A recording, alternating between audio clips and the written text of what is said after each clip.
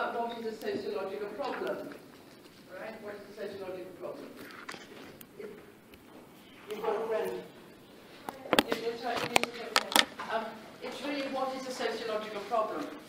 The section of this bit in the subject guide is really about what sociology is. So you need to know what sociology is. And one of the ways we ask it is to let you know what a sociological problem is. Right? So in order to understand that, you need to understand what sociology is. So it's a way of asking you whether you know about your topic. So here is what is a sociological problem. So how can you tell what a sociological problem is? Again, you need to be able to say what it is not. A sociological problem is not a social problem. All right? Now that is a very, very important difference. The difference between a sociological problem and a social problem. A social problem is something that's wrong with society. A social problem is a problem which is identified by people in society as being wrong. Right? So, for example, drug abuse is a social problem. Teenage poor behaviour can be a social problem. Children running away from home could be a social problem. What characterises a social problem? What characterises a social problem is the fact that people are worried about it. People are worried about it. And they demand the governments to put something right. So could you identify in your table a social problem? Between you, all right? You two? And here, can you identify a social problem in Singapore, all right? Anything you find is a social problem. Discuss it, all right? A social problem. Yes? Yeah, because... All right, of course you can move. Of course you can move. As long as they don't mind you moving.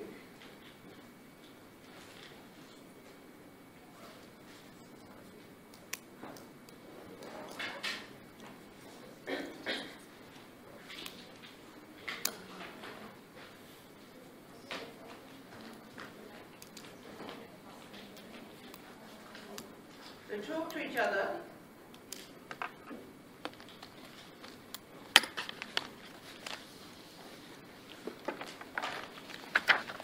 Get an example of a social problem. Talk to each other, just see if you can find one. If you're talking in a group and you find it difficult to talk in fives, do 2 and 3 and then compare, all right? You understand? Think about a social problem in Singapore. So I ask you, what?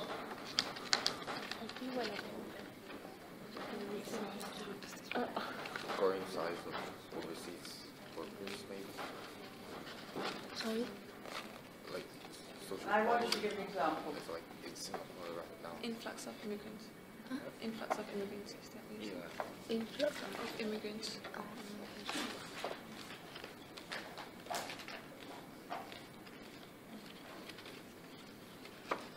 Anything else?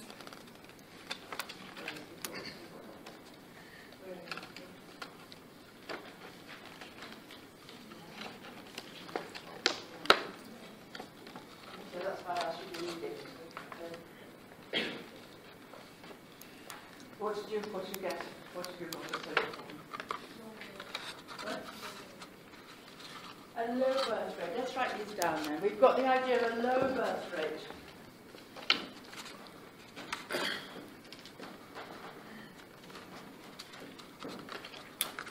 Right, a low birth rate. How do you know that's a problem? People are worried about it. People are worried about the low birth rate in Singapore. But who particularly is worried about it? The government is very worried about it. And they're taking action to put it right. What are they doing? They're bringing in migrants, aren't they, to replace the low birth rate.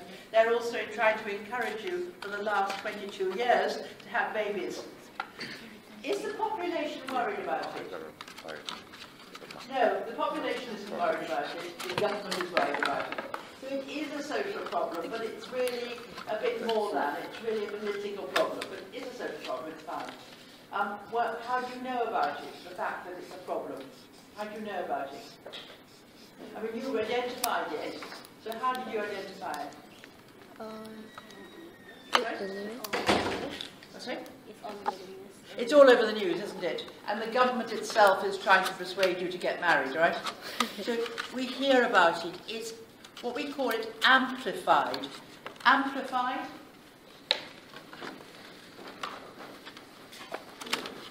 Amplified, right? An amplifier makes things bigger. So what we have is that the problem becomes amplified. So it becomes part of our day-to-day activities. We talk about this problem. All right? What did you have as an example? What did you choose? Influx of immigrants. All right. So well done. I like the word, even so you're using it. So you have this idea of, now look at this word, influx. Influx. Interesting, the word you've used, influx. It's loaded, isn't it? It's what we call a loaded word. You wouldn't make it more, you're right, because that's exactly how that problem's been identified. But give it a more theoretical word, not influx, what would you call it? Overpopulation. We could say the increased numbers of people entering Singapore. But when it becomes identified as a social problem, influx, flooding, overcoming. So you see it becomes not just amplified, but it becomes very much more loaded, it becomes more valued. So you've got this idea, oh my goodness, we're being taken over. And your government has demanded, so what have you done? You've demanded that the government put it right. How does the government know that it has to put it right? How do we know the government is trying to put this right? The Singaporeans are worried about too many migrants, yes? So how do we know it's a problem? It's in the press, it's been amplified, and in the election, in the presidential election, the PAP nearly lost the election. Do you understand? The PAP nearly lost the election because this was a very deep social problem that it wasn't thought the government was putting it right. Do you understand? Look at me. Are you sure you understand this? So whether we've got this low birth rate, the government understands and is worried, it becomes amplified. But the migrant population, the government wanted a migrant population, but the people didn't. And it became a social problem. So you had words in the press like overcrowding, influx, no room in housing board flats, all these things. It became amplified as a social problem. All right? So what did your table say? What did you write out? What? Unemployment. Yes? Unemployment. Yes, unemployment is certainly a social problem, but really, look at unemployment in Singapore. Your unemployment level is very low, but it's perceived, perception. So you have this thing about perception. Perception. We perceive it to be a problem, and if you perceive it to be a problem, you demand to put it right. So what do we have about a social problem? It doesn't necessarily exist, but people think it does, and therefore they demand to put it right. All right? Social problems can become amplified. They can become more than they are as a problem. So this is a problem for society because it demands, people are demanding to put it right. So what we know about what a social problem is we actually have a definition. Now the definition, which is used in the guide,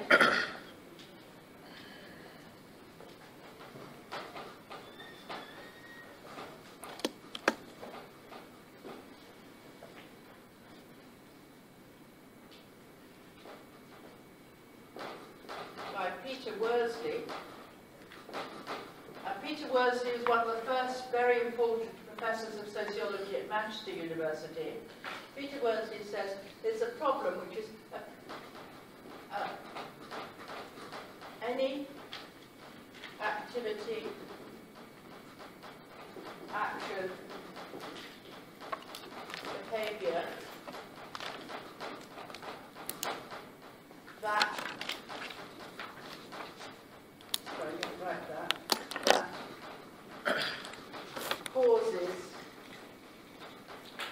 Now this is important.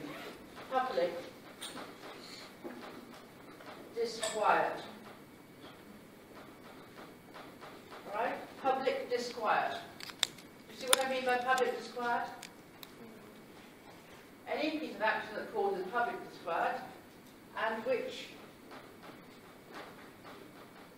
the public demand action to rectify it.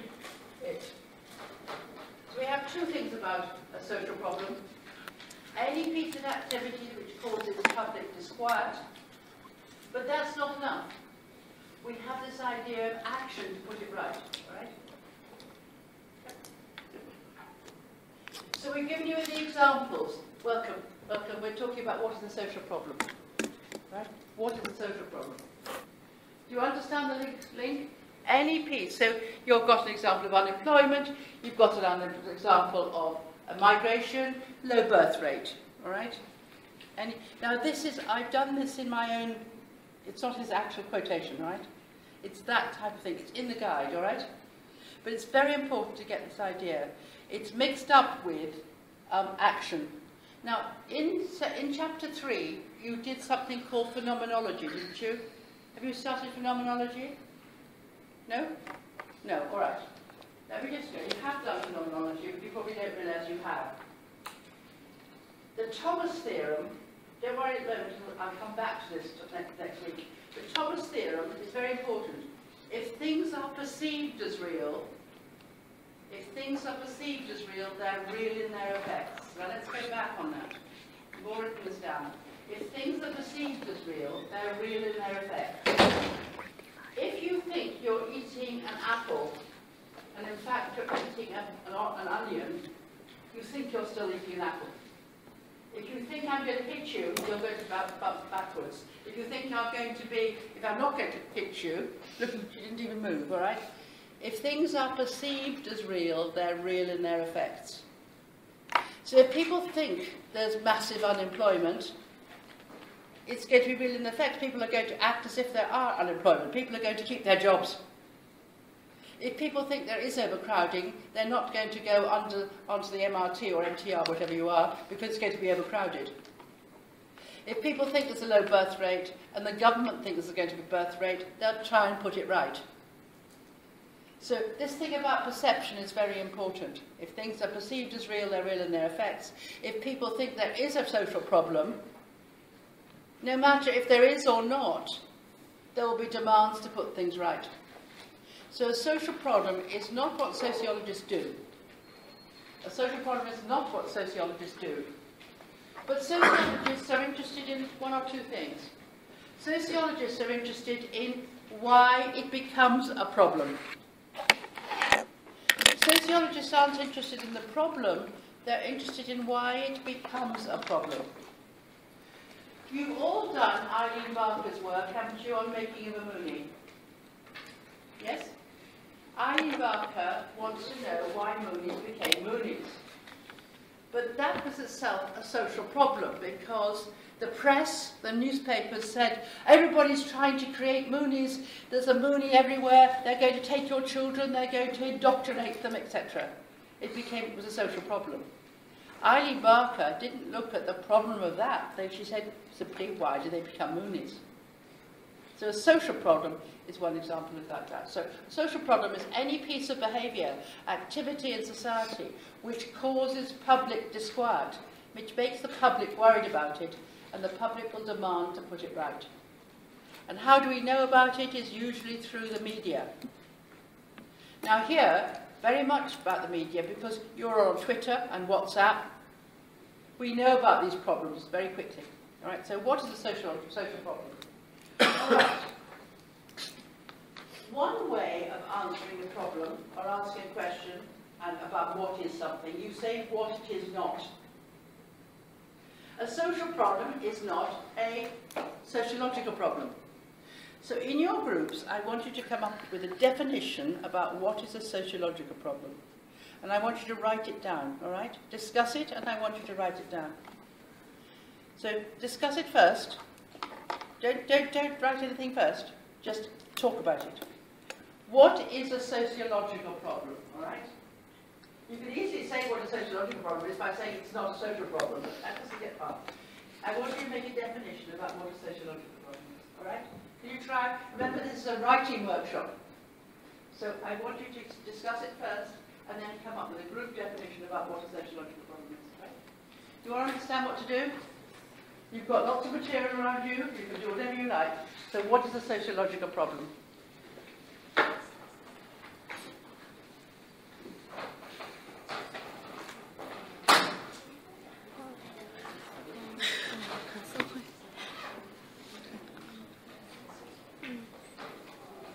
What do you guys think?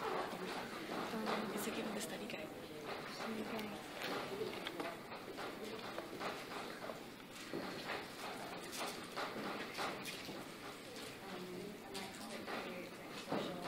Thank you very much. And so when you've done it, I want one of you to write it up here, all right? And you've got your one here. You've got this one. Yes, this right on the board. Just wondering him to write. No. You are correct. Right, you can dictate it to him.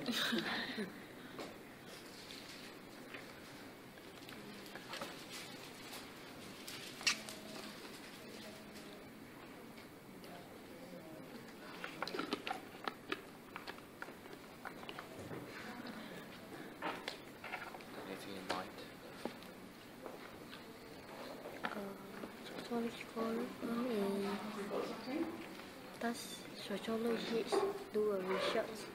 Think is a problem. I mean sociologists do the research and think is a problem. Okay, basically, you're too low in volume. I can't pick it up. Okay. Sociologists will think about the problem, not the government think about the problem, and they interest about the problem. So they ask a different set of questions as compared to government. Is that what you're saying? Yeah. All right. How are you getting on? Have you got a... You starting to dictate to him? What does the guide say? Changing order. What? That's an example of one. Well done, well done. That's fine. That's an example of one, but you want to get one before that. It's a very good one, but that's an example.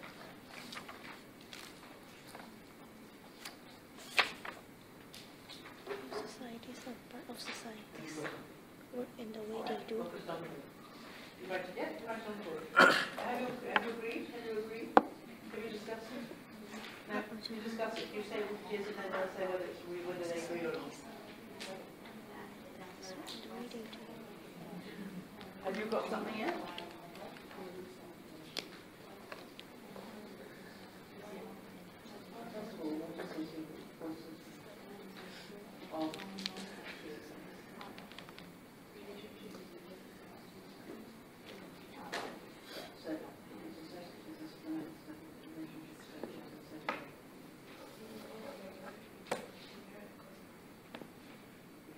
So that's how they do it, right? Yeah, that's in some. It's good. That's all.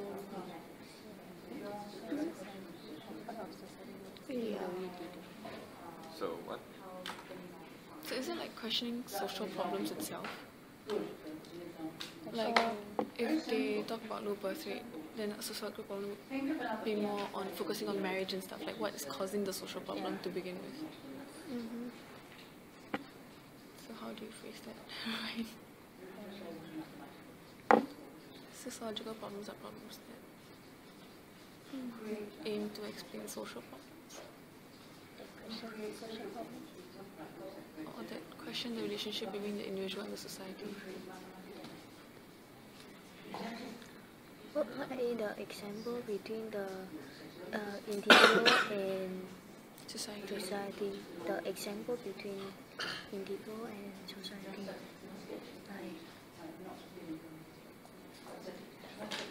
So, dictator. So sociological problems are problems Or you can say first like how society or for understanding works in. So sociology is the study of the individual and its interaction with society. So sociological problems aim to explain their relationship. Whereas you've got the main point about what sociology is, right? Yeah. Which is to do with what is the relationships in society. Between the individuals. So what makes it a sociological problem?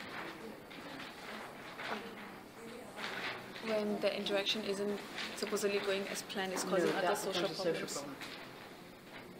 The question the social problem. The questions the social how it became a problem. That's an example of one. That's a very good example of one. But what is the sociological problem? How societies work. That's an example of one. But this is fine, but let's build that up, all right?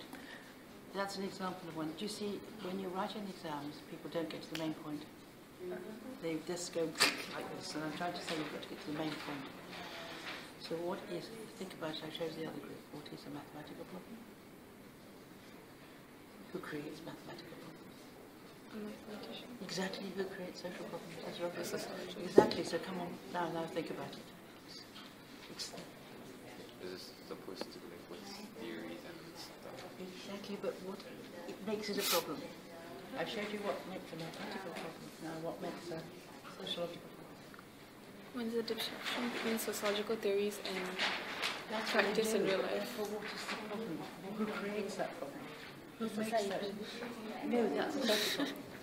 Come on, you got it. Well done. Right now, just think about so it. sociologists, Yes, well done. yeah, sociologists make the problem. Yes, they do. They create the problems to find out about. You tell me. You tell me what it was. So then, How societies. Yes, exactly. So they create problems about the nature of. Right? So they're creating these problems up. so Sociologists create the problems. Problems to better understand how society Yes, exactly. works. All right, you see, you're not getting get to the point now. Write it down on the board, all right? Well done, you've done yours. Did you catch that? Have you done yours, Nearly? So sociological problem is Are problems So we that agree? sociologists create to better understand no, how societies and individuals The work. relationship The between relationship between the society and the individual. slow it down for him. you want to write. You want to write The that. handwriting is ugly. How far did you get? so you want to write it? Yeah, yeah. No. Yeah, just write. Anybody? Okay, Anybody? right over here. You can write it. Okay.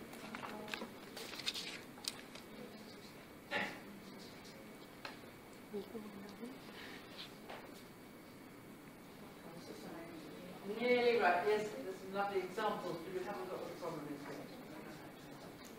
Right. Just start writing because we've got to finish. All right, just some of you finished. When I talked about what a social problem was, it was really to give you the background of what a sociological problem was. A social problem, I talked about what it was in terms of giving you examples. Then I gave you a definition. A social problem is identified by people in society as being a problem and demanding action to put it right. So I said turned it round to give you what a sociological problem is. So again, we need to think about it. Most of you gave me lots and lots of very, very good examples of sociological problems, but you didn't get to the main point. All right, so this is what we're trying to do now. All right.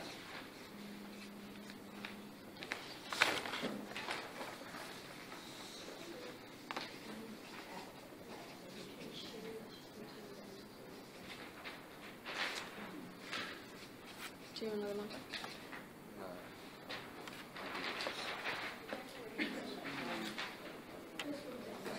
Right?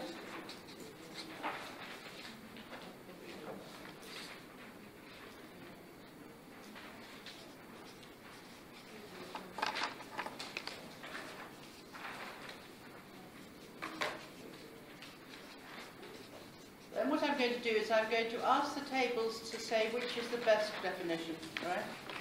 You can all vote.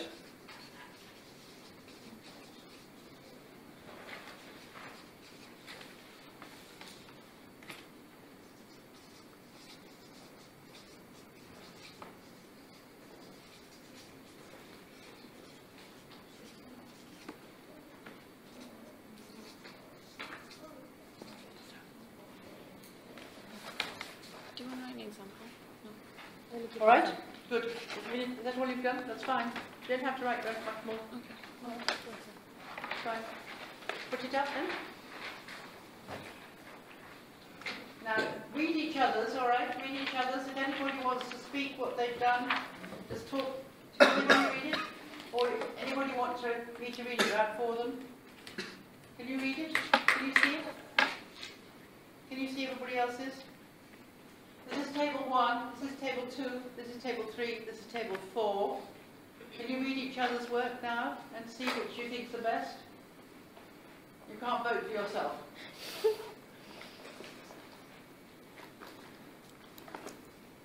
Right?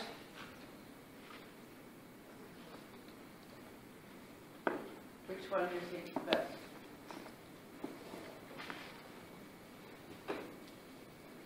Anybody?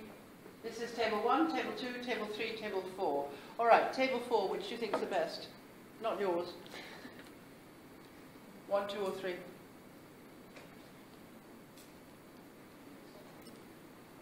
Three. Why is 3 this one behind you? Yeah. Why? Because it explains what sociology is and then explains what social problem is. So the relationship is very clear. It gets to the point. Right, so sociology is systematic study of the relationship between individual and society. Good, you've put it in its domain, all right? Sociologists, therefore, the study of sociology is looking at this. Therefore, sociologists examine that relationship. Sociological problem is how society, an example of a sociological problem, right, is how parts of society work in the way they do. For example, very nice, for example, all right? So, table 3, you can't vote for yourself. Which one do you like? 1, 2 or 3 or 4? 2. Why?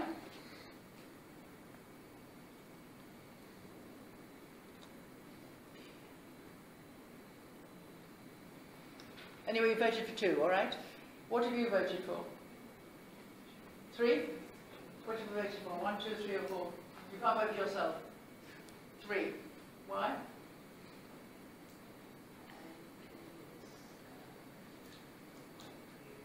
It's quite clear. So if you were explaining something from Mars, you could be able to understand this, yes? Yeah, that's quite clear. Table 2? Which one do you like best? 1, 2, 3 or 4? 4? Yeah? 1. Why?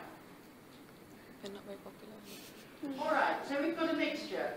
If I was going to vote, I would say number 4, it's very short, it gets to the point. You nearly got there. If you link them together, it's fine. You're brilliant in terms, brilliant in terms of giving examples, but you haven't said what a sociological problem is. And in your essays, when you write in exams, this is exactly what happens. You don't answer the question.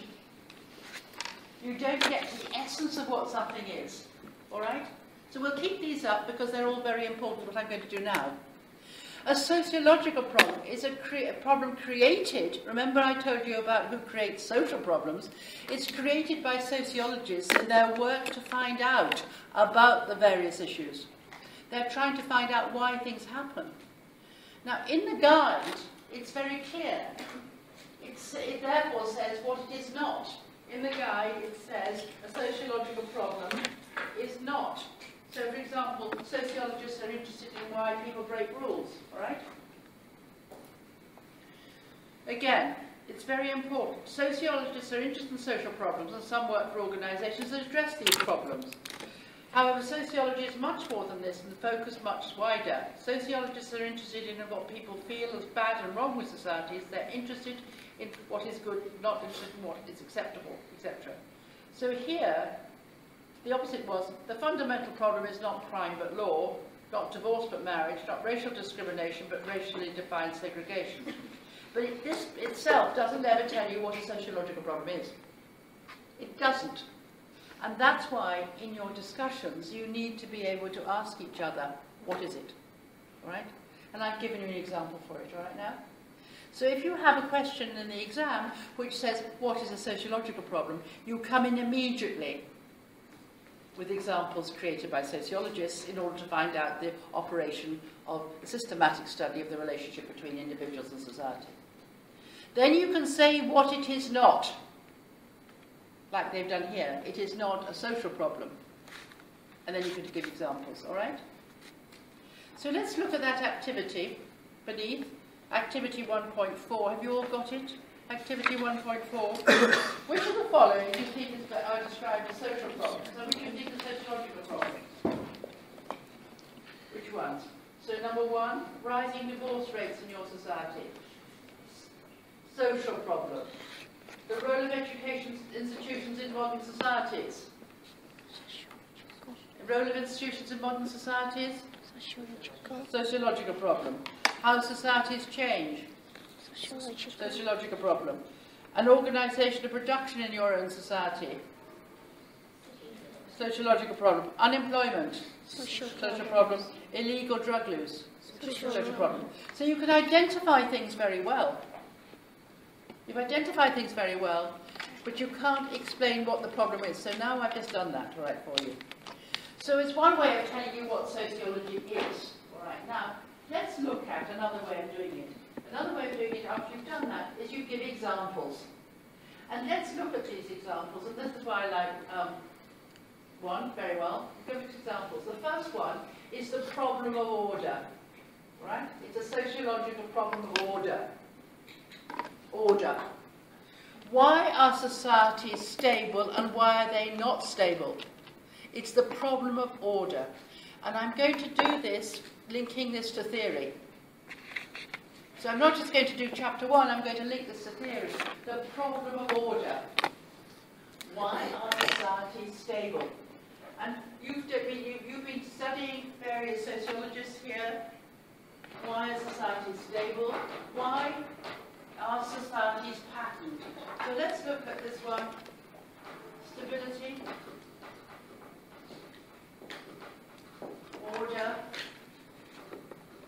And here, patterns. Why do we queue? Why do we all behave in the same way? Why in Singapore is it difficult to talk in class? There's patterning. Does anybody do Candy Crush? Yeah?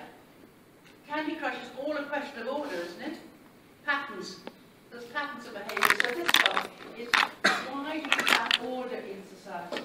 Now, name in your groups 3 or 4 sociologists that deal with this problem of order. Just quickly in your group, see how many you can get. Discuss. Who deals with the problem of order? Marx, suicide, right? Discuss. Marx. Is that order? Parsons, yeah. Weber. Look it up. Just Karl Marx think did about on it, right? Because you've just been studying it. Right? Suicide rate. You come to this one? The kind of answers like Karl did on capitalism and Yeah, capitalism, the All right, don't look it up. Don't look it up. Who exploitation. deals with order? but Parsons did on me and I. Yeah, so that's not on order, isn't it? It's more on an individual level. On stage and off stage, like Parsons and What have me. you got? We've all got Is Marx, the all right? We've got Marx, Karl Marx. It's not him. That's me, but Parsons is similar, right? Who else, Ria? Durkheim. Emil Durkheim. Who else? Well done, Parsons. Well done indeed, Parsons.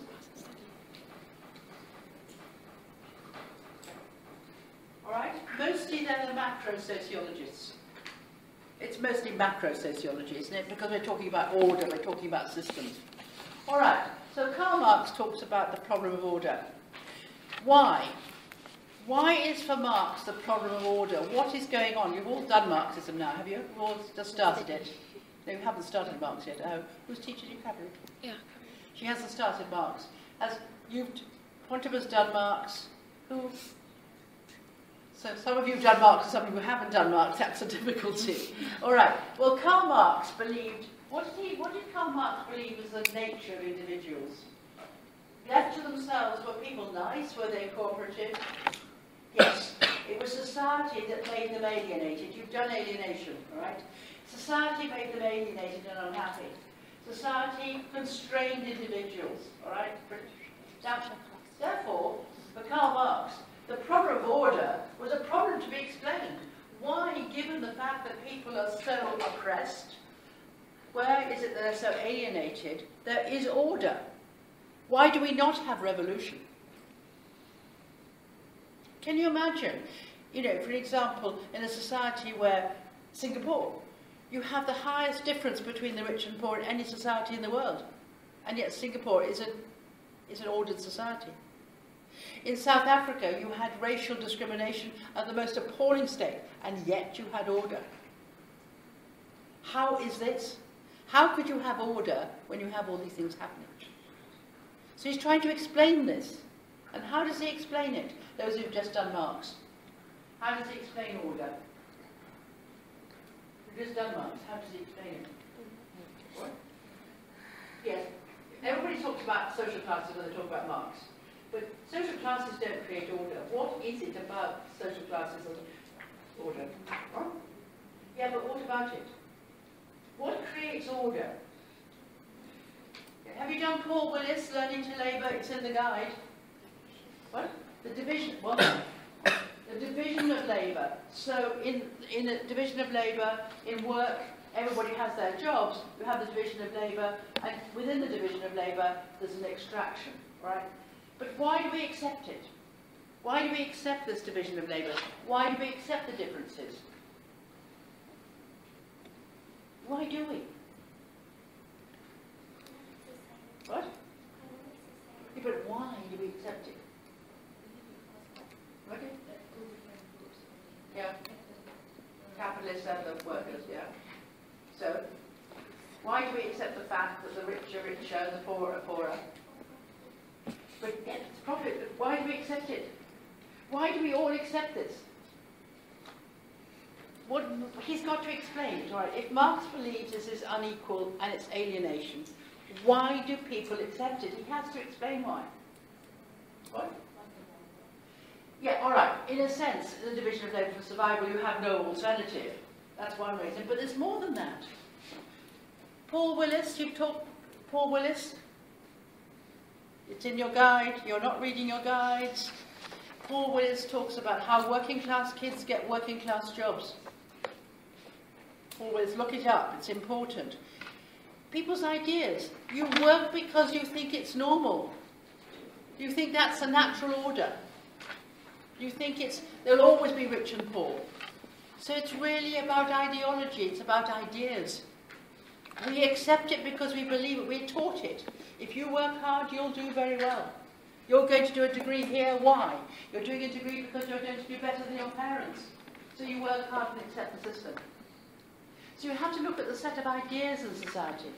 So for Marx explains social order, not in terms of everything working together, but the operation of capitalism or the capitalist class. Think about it. The capitalist class dominate the education system. They say what you should be taught, that you should learn in a particular way. Right? So Karl Marx has to explain the problem of order because he would believe, naturally, the gap between the rich and the poor would create disorder. Why have we got order? So he looks at it in terms of ideas and the division of labour. All right? Do you understand? So some of you have done Marx, some of you haven't, but you have to link it to the sociological problem. Something I want to remind you, Karl Marx is not a sociologist. Yeah. So never say Karl Marx a sociologist. You can call him a social critic, but he's not a sociologist. But sociologies use Karl Marx to explain why things happen. So here is the problem of order is a problem. Why do we have order? So for Marxists, what do they say is going to happen in the end? Communism. There's going to be revolution. People are going to become aware of their oppression and revolt. Has that ever happened? No. There has been revolution, but not as Marx suggested. All right. The financial crisis 2 years ago is a crisis of capitalism, and yet you've still got social order. It's the right? So that's how Karl Marx did. Now, all of you mentioned Durkheim, all right? Emile Durkheim. How did Emile Durkheim explain social order? How did Emile Durkheim explain social order? How is it that people obey? How is it that people accept this? What? Regulation. Well done. All right, now let's look at Durkheim.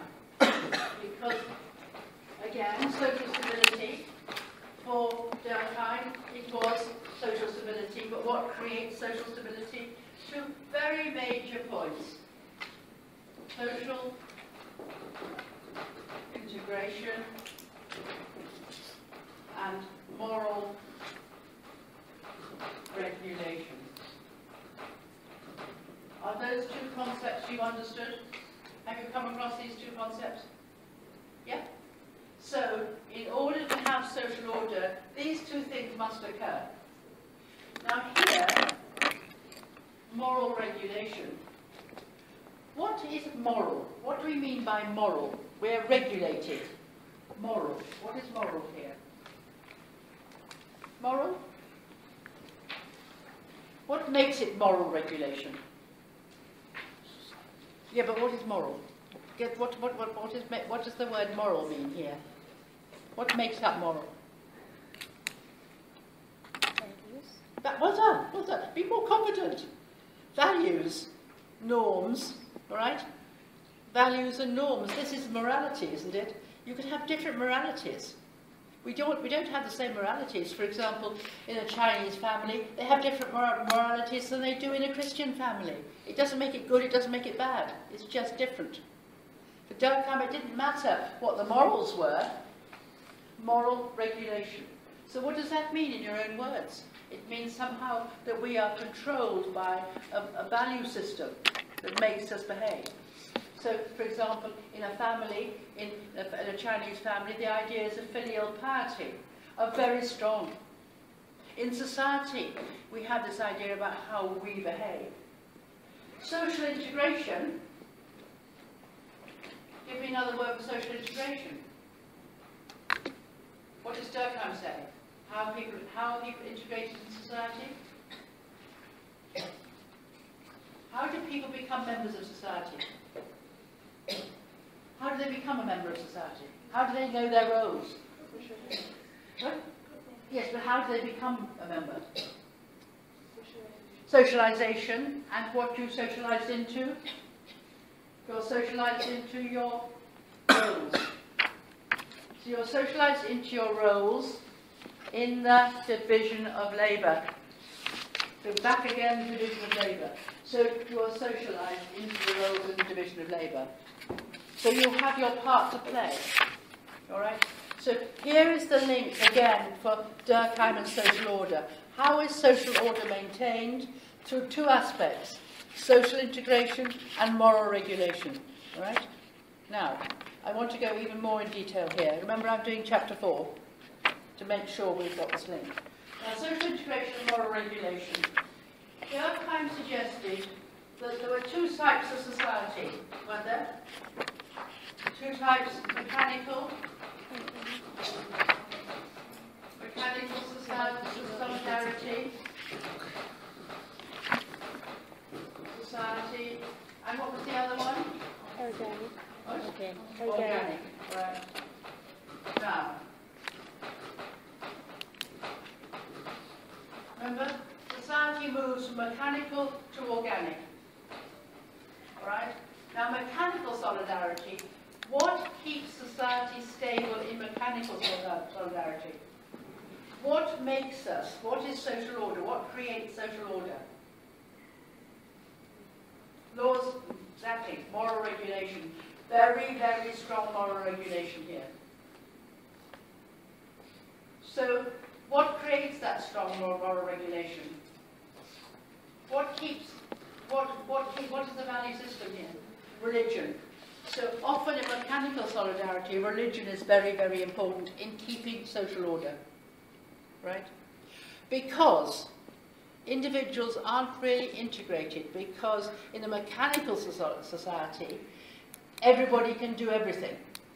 So you don't depend on each other. The division of labour is very, very slight. There's hardly any division of labour between men and women, but everybody can do everything. Right? So if one person disappears out of society, it doesn't matter. If one person decides not to do something, it doesn't matter. But what controls us is this very strong religious thing. Right? Now, what holds society together, an organic society?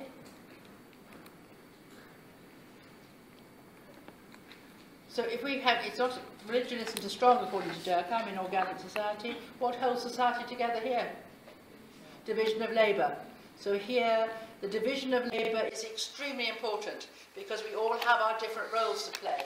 We are socialised into our roles. So that's a different form of solidarity. And society, Durkheim says you move from here to here. Now, the other point which you need to know about this, and we're going to talk about this, is very important because when you're coming across Durkheim in chapter 4, we need to talk about this, which is again the work I asked you to do in the class, collective consciousness. The collective consciousness, all right, collective consciousness is the example. Did anybody look it up for me? You never do work before class. All right, the collective, something is collective consciousness. Now, let me give you, I'll draw it for you. All right, Durkheim believed, didn't he, that the society was more than the sum of its parts. You've all done Durkheim, haven't you? Yeah? Durkheim believed society was more than the sum of its parts. What does that mean? Society is more than the sum of its parts. Weber says that societies are aggregates of individuals. Durkheim says that society is more than the sum of its parts. What does that mean? What? It's like a human body. You can have all the parts of a human body, but it's not, doesn't make anything. As soon as you say you create a body, it's more than the sum of its parts. All right? It's no good. For example, Keith Sharp has this idea that you say you could have a cow, you could cut the cow up and give it back to you in a black bag. It's not a cow. A cow is more than the sum of its parts. So, for example, if you're talking about society, you can't just talk about all the different institutions, it's more than the sum of its parts. You can't just talk about individuals, it's more than the sum of its parts. Because remember, Durkheim has this idea of macro-sociology. There is something called society that exists externally to us. Something society is more than the sum of its parts. So, for example, an individual is born into society.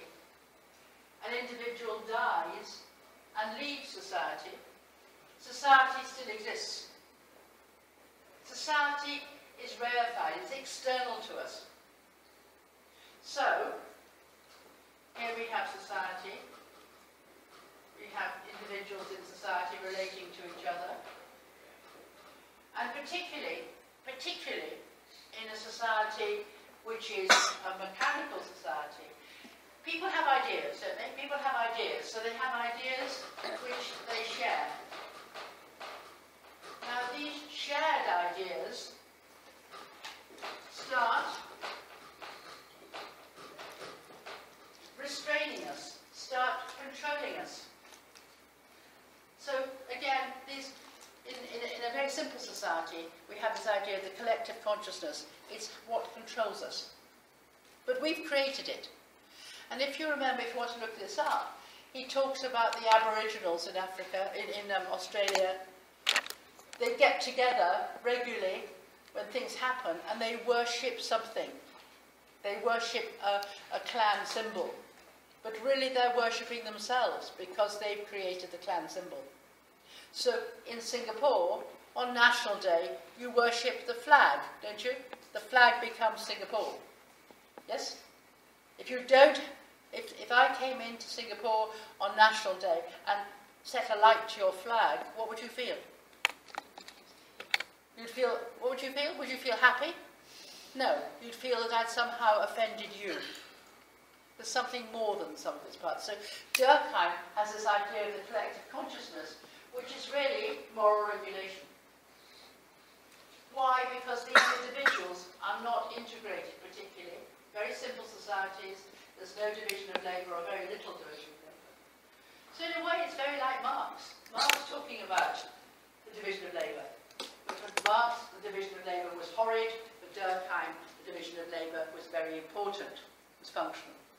So we talk about division of labour, we talk about again, the key sociological problems that are being addressed. Now let's look at Weber. Now Weber, have you studied Weber yet? No. My goodness.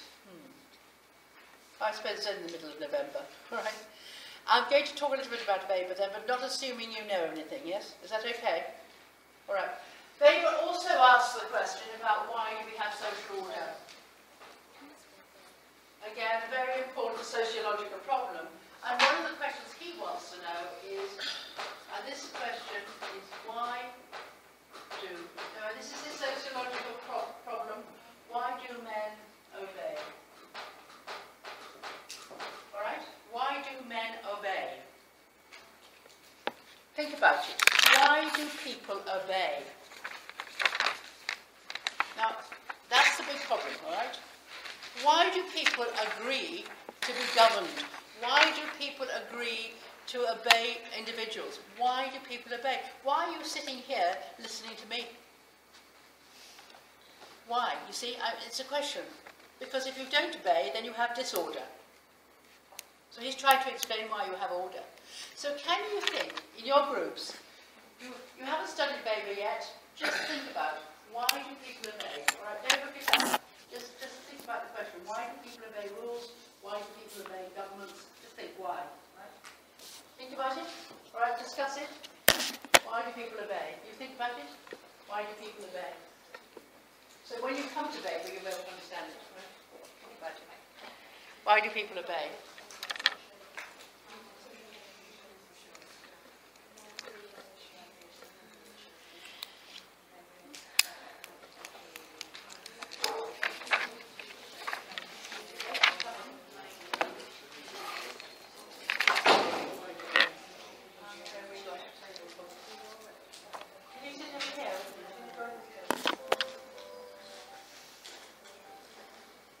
Do you know the question? Don't look it up, don't look it up. Don't look it up.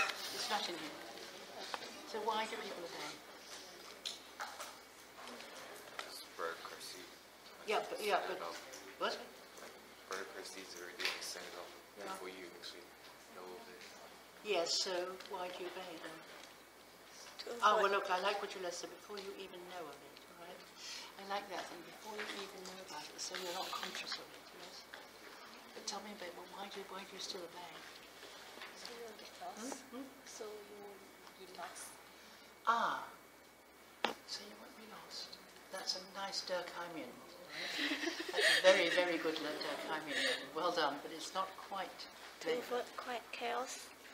That's for governments. I mean, I'm thinking about simply, remember, Weber is a social action theorist. He's thinking about why do people behave in the same way. It's not for society.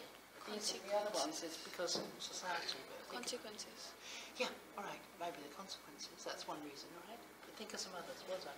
You obey because otherwise people have got more power than you. So think about that. Have you got? What have you got? You've got some.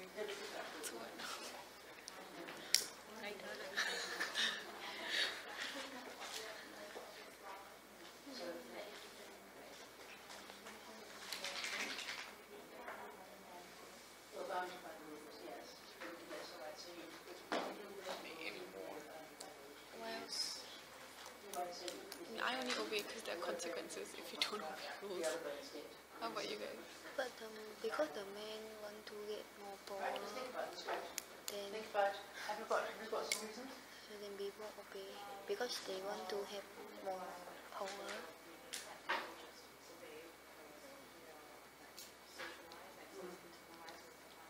So they obey rules because they want more power. So ideology, right? To This is control internalized something. socialization, all these things which we have looked at in terms of social problems, sociological problems.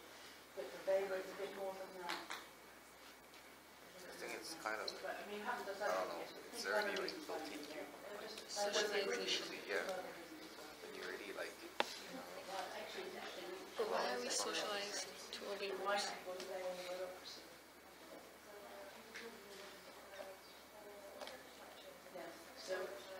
why we socialize To obey rules.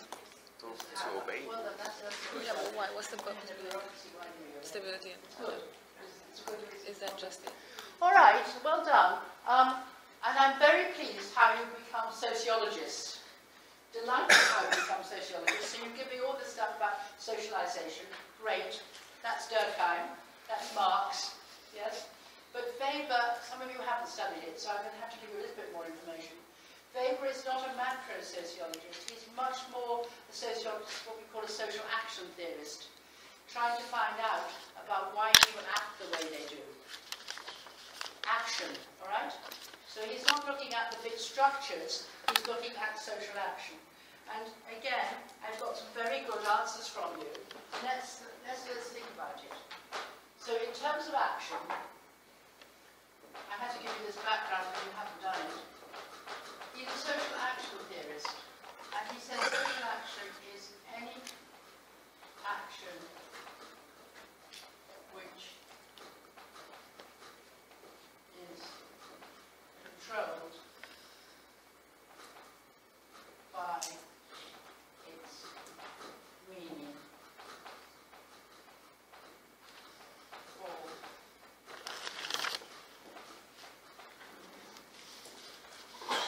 so social action, right, social action is simply that action which has meaning. So if I fall off a chair, that is not social action.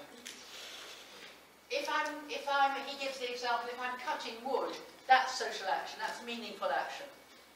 If you were studying hard, that is meaningful action.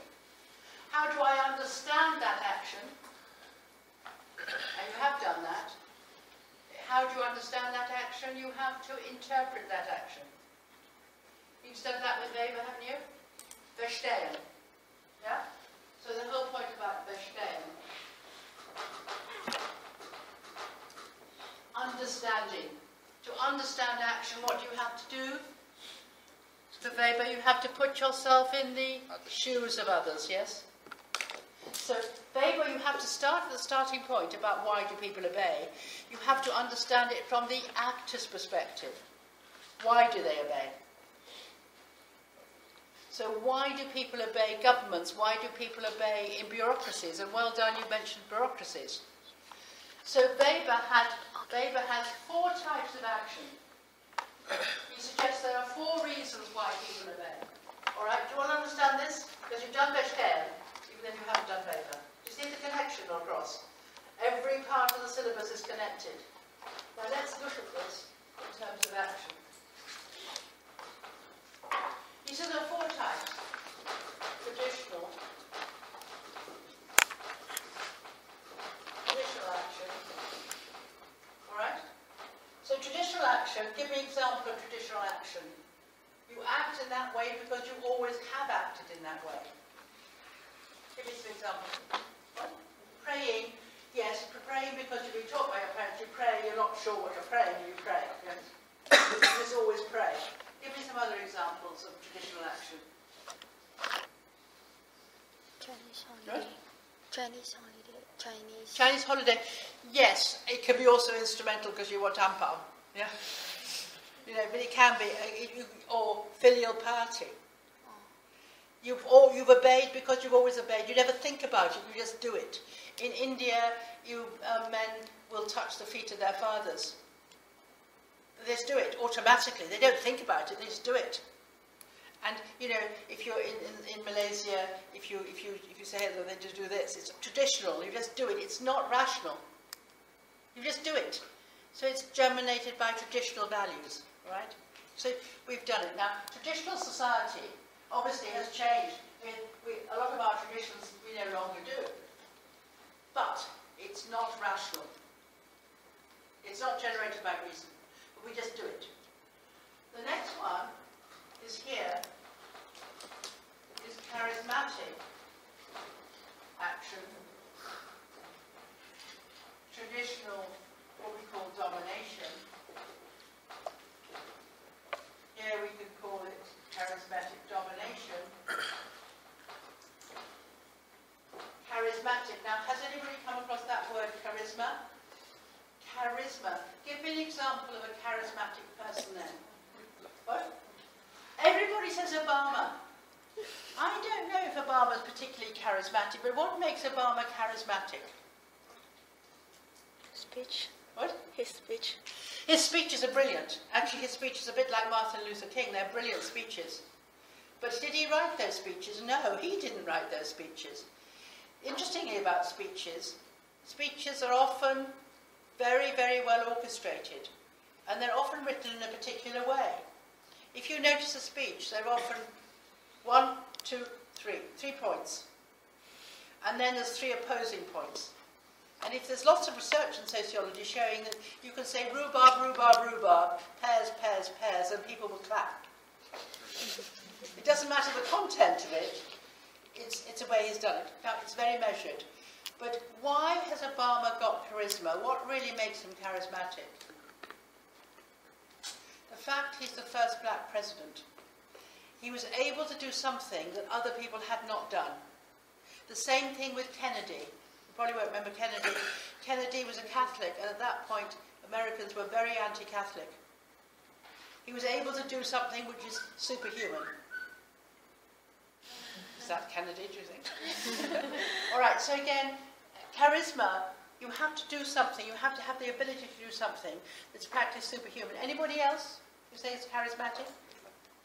Now, everybody says Hitler. Hitler was extremely charismatic because we're making a big assumption that people followed Hitler without thinking because he was able to get things done. He moved Germany from an absolutely appalling economy into a vibrant economy. He made sense to people.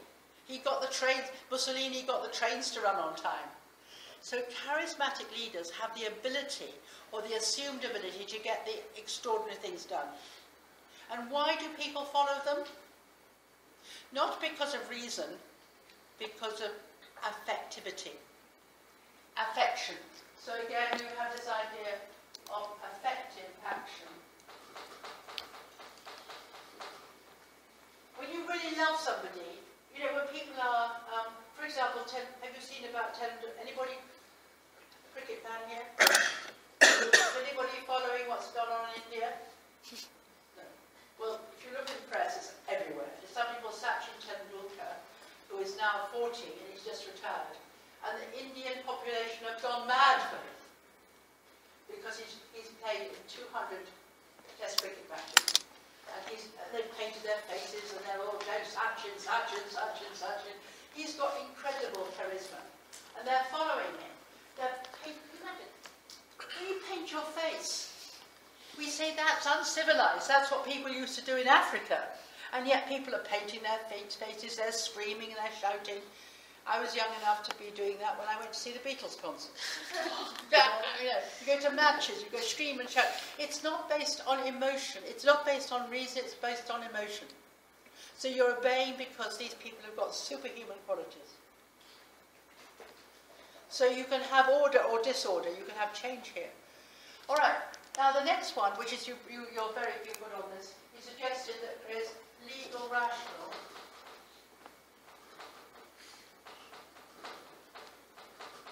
Domination.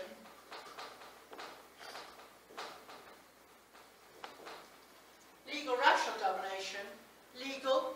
People are in power because they have been elected or because they've won their position in a bureaucracy. And people obeying because they are rational. Rational reason. They obey because a person in the bureaucracy have got their jobs because they're better than they are, or because they have got the right attributes. A government is obeyed because it's been elected into power. So legal rational domination is linked to rational action. So why do men obey? Because of reason. Why do men obey? Because of affectivity. Why do men obey? Because of traditional behaviour. So he's asking that question. Now, Weber suggested people are becoming more and more rational. But it's pretty horrid. Right? Do you understand that question? So the big question about why is there order is addressed by the sociologists that we've discussed. Now, you mentioned Parsons. Karl Parsons. Why do people obey for Parsons? Socialisation. very strongly socialisation. And that's what you've done in the first chapter. You are socialised into your roles, you're socialised into your behaviour. And both Parsons, Durkheim, are what we call idealists. It's the ideas that you're socialised into. All right? So do you see how you link order, the problem of social order, to chapter 4? You want to link it. So when you're describing a sociologist, you want to say, how do they deal with the problem of order? Differently, right? Now, all right, so there's that one. Now, another major sociological problem is social change. Why do societies change? Right, so that's another one. So what have you got? Have you got one here? Social order, well done. No, we haven't. Did anybody mention change? So, if anybody mention change? No. So, not why do societies remain stable, but why do societies change? All right, now let's look at this one. Can you think in your group why do societies change? Right? Just think about it because we're revising chapter 4 while we're doing this. Why do societies change? Have a go. Just talk about it in your group. Why do societies change? Why do societies change? Right? What makes societies change? Why do they change? And again, wherever possible, can you do it in terms of the theories you know? Why do societies change?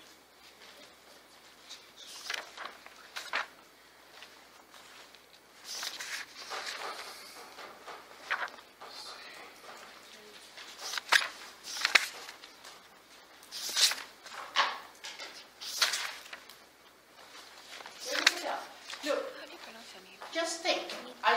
What you worry about is you're not acting rationally. You think, there must be an answer in the guide. Yes, it's important if you're doing it at home, but you've got each other. You can throw ideas into the pool and just think, why do societies change? What makes societies change? Change in ideologies. You've got social, explain why you've got social order, so why do societies change?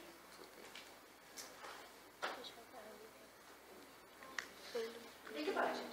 The question could be asked in any form. If you're going to do a question in chapter 4, you've got to be able to understand it. You said, why is there social order? You understand what the theorists have said. Yes? Now, why do societies change? What makes societies change? Why do we have change? All right.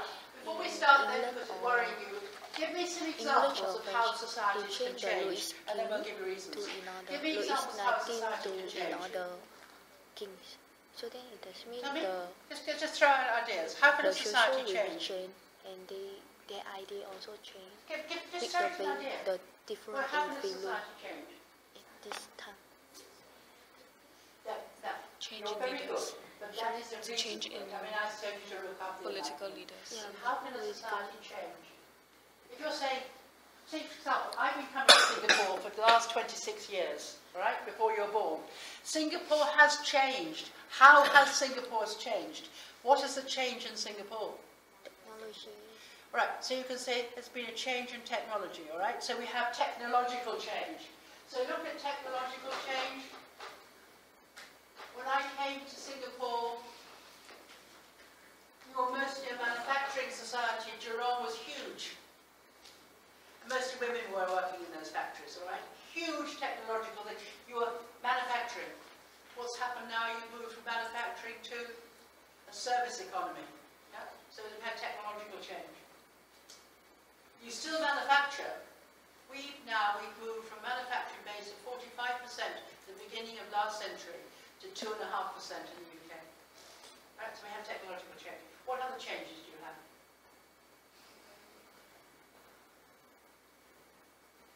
What? Yeah, what? Give me some examples of economic changes.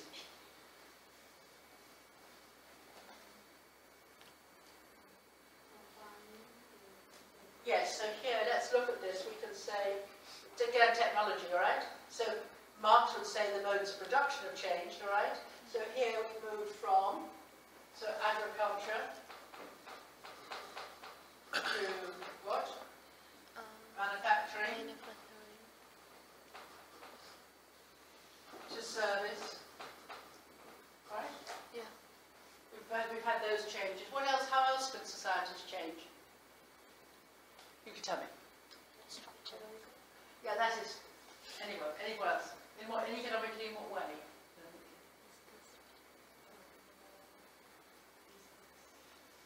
That is that.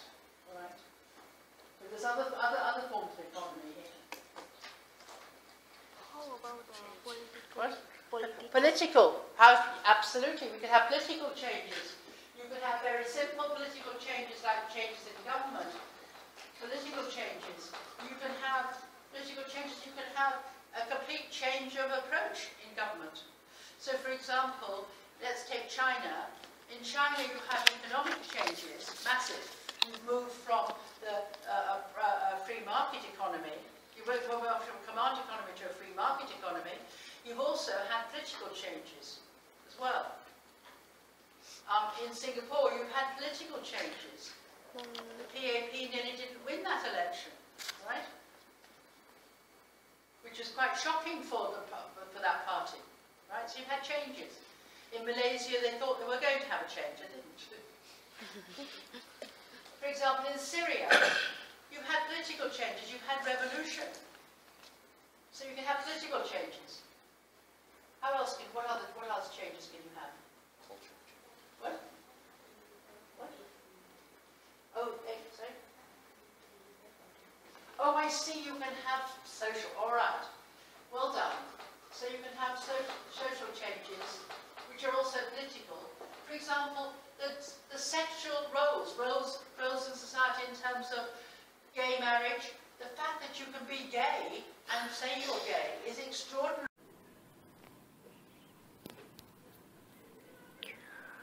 The pig in England, once there lived a pig. And wonderful live, clever pig. To everybody is woodland. That big G has a massive brain. He worked out sums inside his head. There was no book he hadn't read. He knew what made an airplane fly.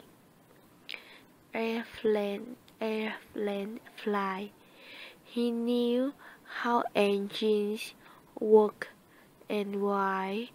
He knew all this, but in the end, one question drove him round and round the planet.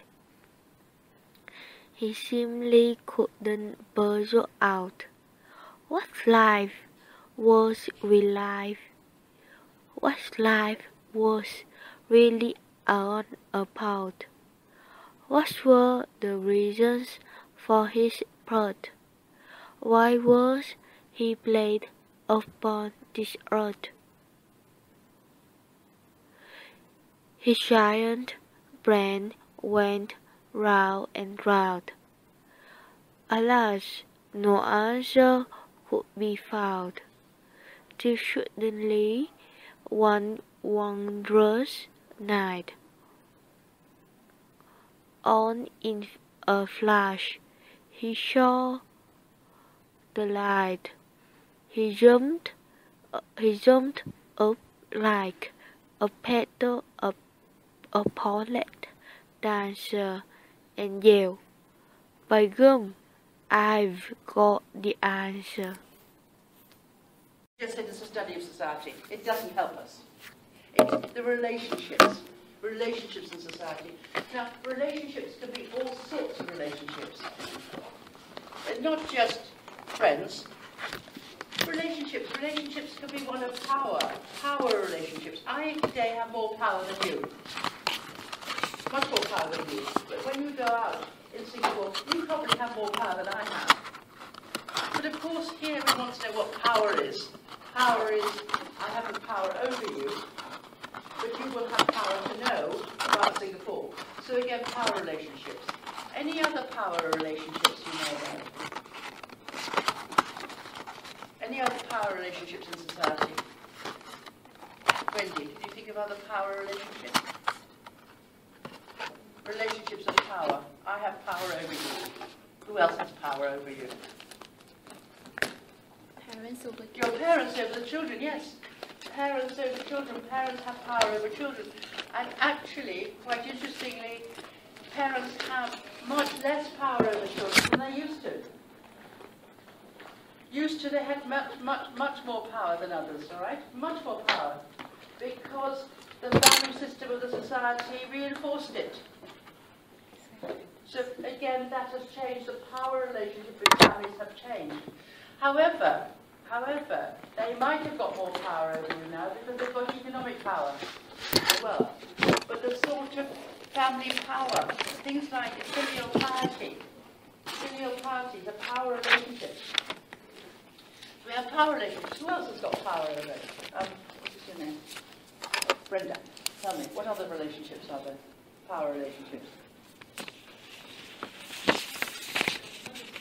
Oh, right, absolutely. Government over students. Oh, well done. Yes, students and governments. For example, you have to go to school, don't you? You might not want to go to school, but you have to go to school. Now, sociology will be looking at that power relationship. All right? They'll be looking at that relationship. Why do you go to school? Because the government says you've got to go to school. The government will be able to say, well, they will put you into prison, or parents into prison if you don't go. There's sanctions against that relationship. All right, so there's relationships of trust, there's relationships of power. Some relationships are symmetrical. They're different. They're different.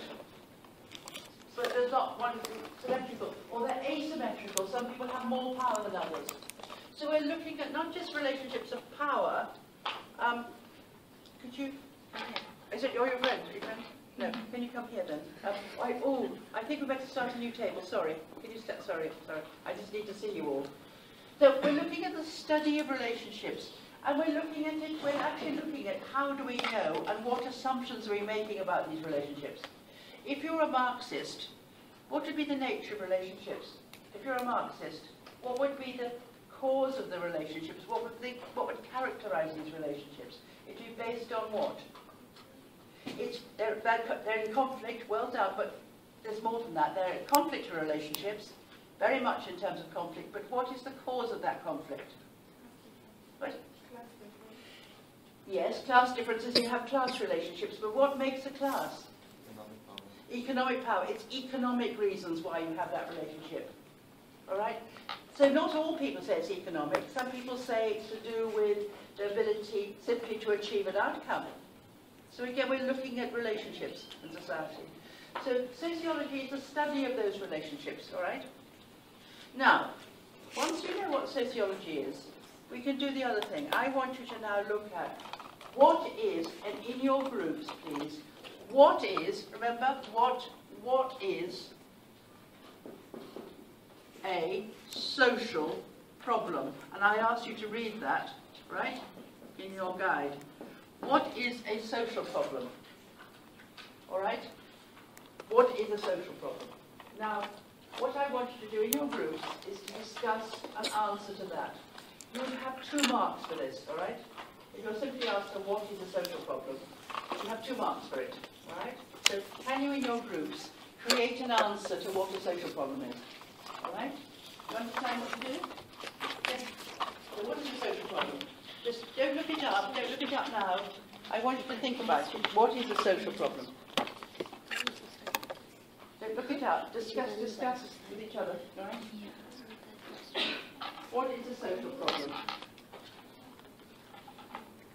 Now, what you're doing is absolutely right. If you're a group of 4 individuals, discuss it in 2s first, and then compare. Do you understand what to do? Discuss in 2s, and then discuss together. You'll get used to it. Don't look it up. Don't look it up.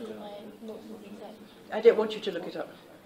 I don't want you to look it up. I just want you to, I want you to reinforce, all right? Just discuss what a social problem is. So you talk to each other, right? What do you think is social problem? Divorce rate. Sorry? Divorce rate. So, example. Is it example? The divorce rate What is it about? Marriage and the divorce. Oh, Streets. I thought the social problem is development of the society with an increase like immigration foreigner in Singapore or global warming. I think the global warming. Global warming is social. I don't think global warming is social. So immigration. I think it would be the immigration. Then how will you? I think social problem is like things that happen beyond your control. So it's like maybe crime rate. All right. All right. Now listen, this is an opportunity. I hope in lectures you have a chance to do this. It's when your lecturer says, now in your own words, try and define something. This is what you should be doing, because then if you can't define it, you don't know it. Before I start, in my lectures on how to write essays, I've shown the difference between a command and a concept. Here is a command. I'm asking what is. I'm asking for a description, right? What is? Here is your concept. So when you go into an exam, look at any question and underline what you've been asked to do and make sure you get the concept right, all right? So you've got to, in the end, so you're describing something. If you describe something, you've got so much to describe, you've got to select the most important thing. And that's the difficulty, all right? So, very clearly, if I'm going to ask what is a sociological problem, the first thing you do is to put it in its domain. What is part of? What is it part of? If I say, what is an SIM student, it's somebody who's studying at Singapore Institute of Management. What is a Singaporean? Somebody who lives in Singapore who's got citizenship, right? What is a rose? A rose is a flower. So what is, you put it in its domain. You say what it's part of. Then you say what it is not. A Singaporean is not a Malaysian. A rose is not a vegetable. A social problem is not a sociological problem, right? And then you can give some characteristics and examples, right? So just let's do it. You put it in its domain, you say what it's part of. Again, so a social problem is the, who looks at social problems? Who deals with social problems? Governments. It is the domain of governments. It's the domain of people who actually, it's a domain of NGOs. It's a domain of people who are trying to put things right. Right? Right. It is not the domain of sociology. All right? Although we do look at it, but it's not that way, all right? So, all right, in this table here, can you give me an example of what a sociological problem is? Social problem is? Increasing divorce rate. Now, I'm going to, that's an example of one. An increasing divorce rate is an example of a social problem, but it isn't telling me what a social problem is. It's the breakdown of a relationship in an institution. Ah, that's the cause of it. Do you see what I'm trying to get at? So you've got here, you've got divorce is the rising divorce rate is a social problem, right? Yep, we've got that example, but you haven't answered my question. Very important to give me an example, but I want to know what a social problem is. Anybody else got any? All right. So Josephine, what did your group say? Try? Yeah, and why did you go like this? Because it's right. It's absolutely right. Be more confident. A social problem is a problem which is seen to be deviant or wrong in society. A social problem is something that causes public disquiet. Now write this down, all right? I'm still teaching you. Have you got your paper in front of you? If you need some paper, you're going to write. All right. Now we're going to have to go back a bit, I think. We're going to have to move my means of production back. Come here. Well, I'm going to have to put my means of reduction on. I'm going to have to put my microphone on to speak. All right. Now, Josephine got this right. When you come to these classes, you need to write. You need to speak and you need to write. Josephine said quite rightly, a social problem is a problem which people are worried about, which causes public disquiet. Public disquiet. Now the word disquiet, are you happy with the word disquiet? Give me another name. Isha, give me another word for disquiet. If I'm saying it causes public disquiet, what does that mean?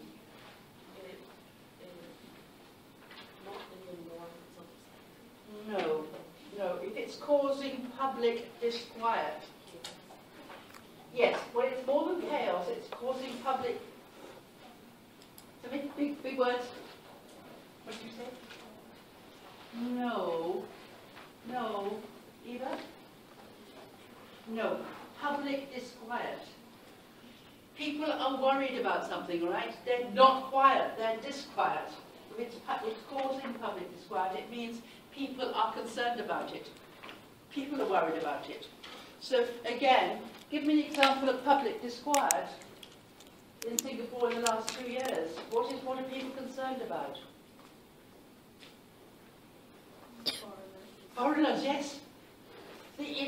Look at the language, the influx of foreigners. We are being swamped by foreigners. It's causing public disquiet. Now, disquiet means people can be worried, right? So a social problem is any activity or action that causes public disquiet. Here, do you see the difference? Here you've got the domain, all right? It's something that causes people to be worried. Now, when people are worried, what happens?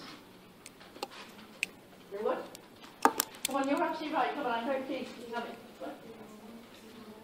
They will want to deal with it, or they will ask governments to deal with it.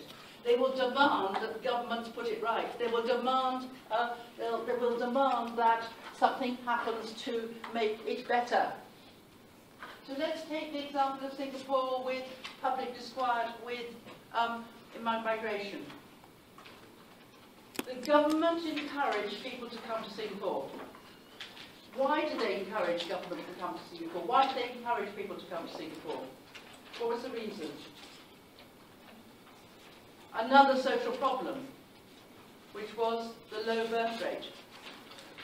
Yeah? It was a major problem that you were getting an aging population. There was public disquiet about that, so the government changed its mind, allowed more people to come in, which caused more public disquiet because people perceived that there was overcrowding. What happened?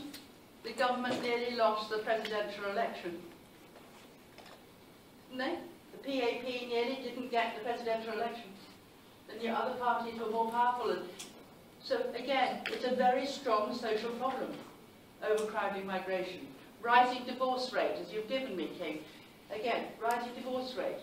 A major problem, which is demanding governments to make sure that they're family friendly. But, think about it. People have always been divorced. They just didn't get divorced. They lived in what we call empty shell marriages. They didn't talk to each other. The reason is that now you can get divorced. When I got divorced in 1974, very few people were getting divorced in the UK. It was difficult to get a divorce. 100 years before that, you couldn't get a divorce. Did it mean that we're any less happy or any more happy? No. We just demand more of our marriages and we say, we don't like this one, we'll have another one. So this thing, a social problem, is not something that really exists. It's a question of perception. A social problem is any problem that we cause public disquiet. Any other examples of social problems that you know? You've got divorce, you've got migration, drugs. Now drugs as a social problem. How do we know about these drugs? I mean, you don't actually see drugs. I mean, I have seen drugs in Singapore actually, but you don't usually see drugs in Singapore. But how do we know it's a problem? How do we know that migration's a problem? How do we know the divorce rate's a problem? How do we know? How do we know? Sorry? The news. The news. You see it in the newspapers. The newspapers report it. Petty theft. Newspapers report it. Drunk driving. Newspapers report it. If newspapers report it and it causes public disquiet, it sells newspapers. It's a part of it. We say that when you have social problems, often the media amplify it. Amplify, making louder. So the media amplify these problems. If the media is amplifying the problems, the government thinks they have to do something about it. So again, for drug abuse, say they found people smoking marijuana in Amoco, right? So in the media, drug den in Amoco busted by police. What happens? People are concerned about it. The police have to act. If they act there, they'll probably find more drugs. So, drug abuse, extended, right? If people want to smoke drugs, they will go there. They will find more.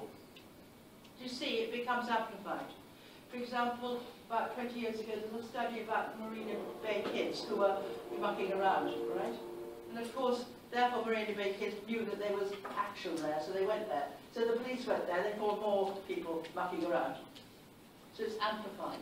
So if you had to ask the question, what is a social problem, you put it in its domain, right? You put it part of. Then you say what it is not, and then you give some examples. If you had 4 marks, you would talk about amplification. Yeah? Understand? So what it is and what it's not. All right, now let's do the opposite then. What is a sociological problem? Now this is what you've got to do yourselves, all right? What is a sociological problem? In your groups, can you just talk about what is a sociological problem?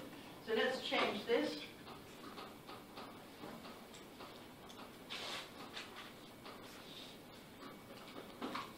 What is a sociological problem? Now before we start, this is to see whether you know your sociology. This is to see whether, I want to know, do you understand sociology? This is the reason why we set such questions. This is chapter 1 of your textbook, which is what I asked you to read, all right? So what is a sociological problem? What is? Command. First thing you do, you put it in its universe, all right? What is that? Now, in your groups, discuss, all right, please. Do you know each other? So introduce yourselves.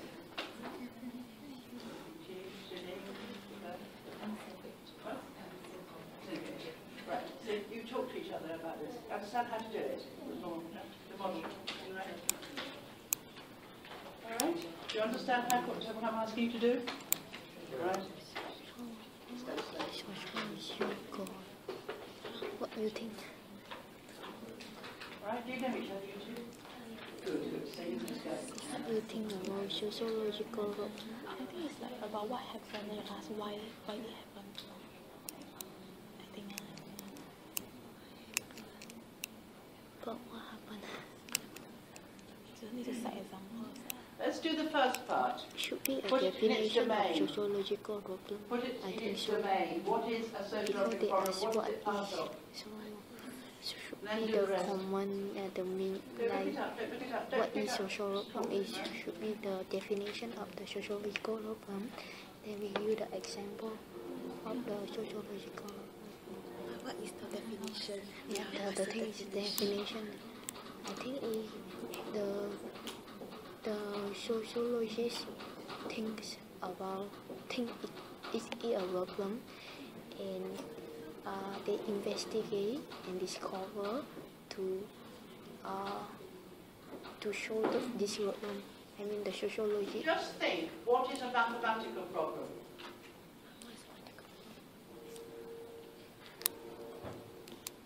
What is a geological problem? What is a human rights problem? What is a sociological problem?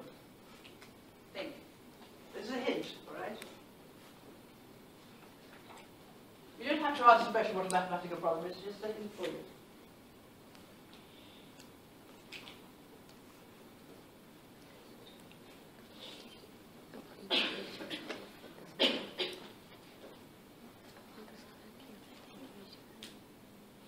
Now, remember what you do? Put it in this domain, what it is not. Give me examples. So Right? 3 words, 3 points. What is it part of? What it is not. Give me examples. thinking. And what I'd like you to do is to choose somebody in your group and you're going to write it on the board, all right? Suicide.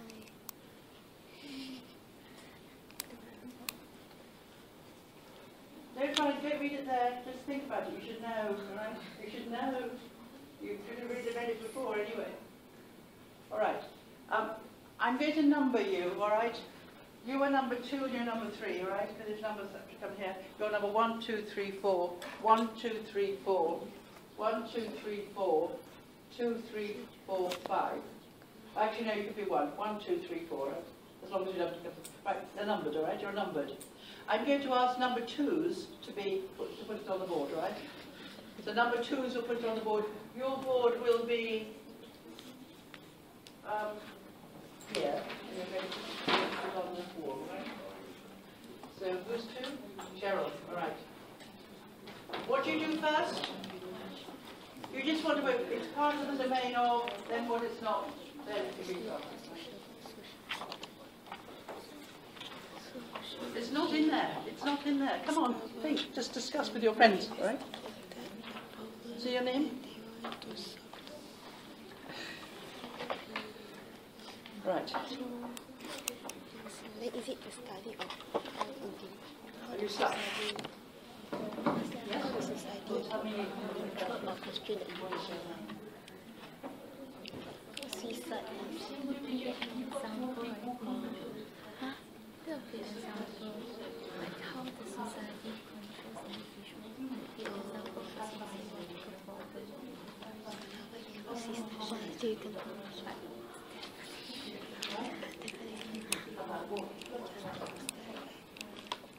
So what do you think about sociological lockdown?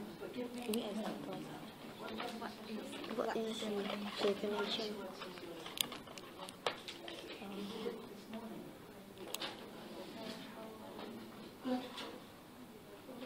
Oh, yeah.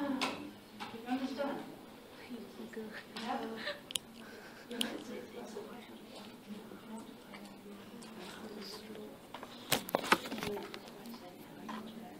Very good. Investigation about the nature of relationships in society. Well done.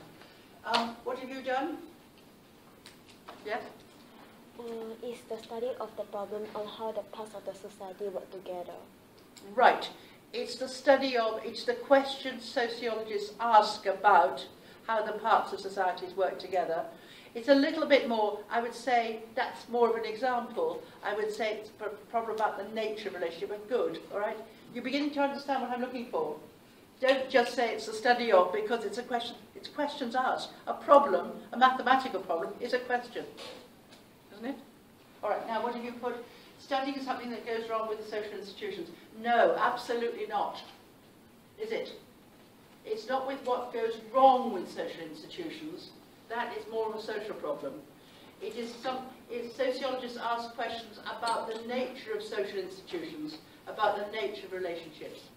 Now, why I'm asking like this is because you're writing it down, I can immediately correct it. So now you have learned, right? You've learned what a sociological problem is. It is the problems, the questions that sociologists ask about the nature of relationships in society, relationships in institutions. All right. Again, you haven't said what is, you didn't say what's it's not. You said it is not a social problem. It doesn't help you just saying it's not a social problem. You have to say it's not a social problem because social problems are problem of the Not social- about the relationships. The social problems are any activity which causes public disquiet, all right, and demands action, to put it right, all right. So again, you have to be. It's no good for saying it's not a social problem. Full stop. All right. Now let's go to talk about the examples. You put law and education. Yes, there are examples of a little bit. You would get, for example, law, not crime, right? Law, education. You want to give a little bit more about that. And in the guide, it's pretty clear on that, all right? A little bit more. You put, look at how social order changes. Yes, I like that very much, but not look at how social order changes. It's a little bit using two concepts there. It looks how societal change, how societies change, and how social order breaks down, right? Social order changes is a bit strange. So you see social order, how social order breaks down, or how we have societal change. But well done, that's a very good example of one. What have you put down as an example? Examples are like how sociological instances don't see it as a crime, but see it as the law. All right, well done, that's an example. So they don't say they say the law, the operation of the law. That's an example of a micro question. Well done, exactly. What have you put down as your... I compared marriages as the main issue with divorce rates and law with crime. Well done, which is exactly where you've done it is not, all right? And that is in the guide. Well done. That's a good use of the guide. What have you put down? Law and education. What have you put? Why people commit crimes, studying about why crimes happen, not how it happens. Nearly right. Nearly right. You can look at the causes of crimes, not how it is amplified in the media. Well, then you're nearly right. Now, did you find that helpful? Did you find that helpful to see what we're looking for? So now we've got the idea of what sociological problems are. I'm going to look at 4 types of sociological problems. 4 types of them. I'm going to do this one, right? Let's just go over it. What is this domain? Say what it's not. Give some examples. You've given some. You could do something very important. You could give what we call a functional definition. What it does. A functional definition. What something does. The family socializes the young, all right? Yeah. This course is trying to give you more confidence, all right? This is a functional analysis. It's saying what something does.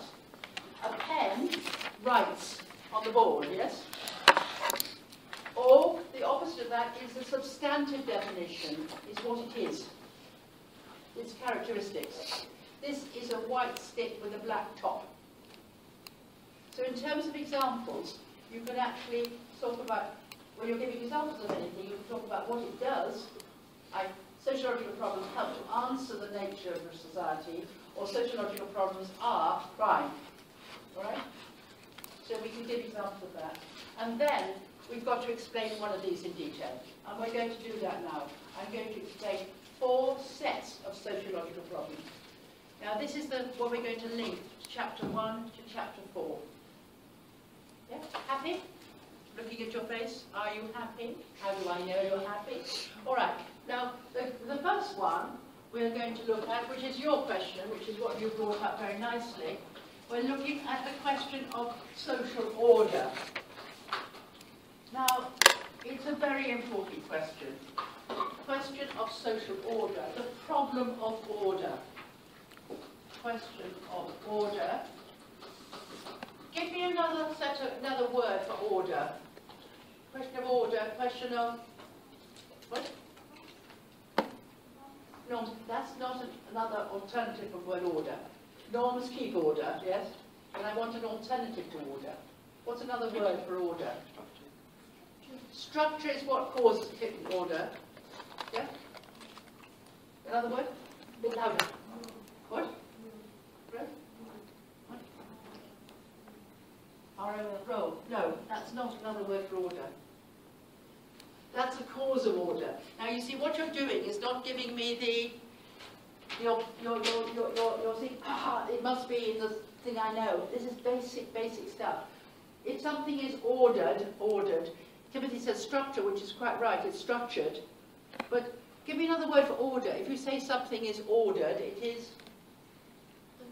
What? law, yes, there's something simple. If I say it's all in order, it is all stable, it's all peaceful, it's all calm. Right? It's not difficult.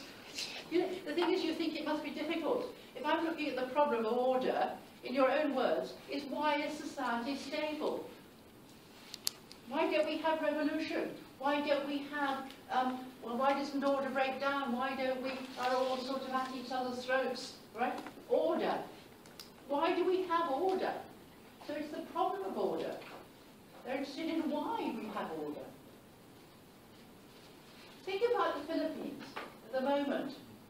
It's an appalling situation, yet there is still some order there.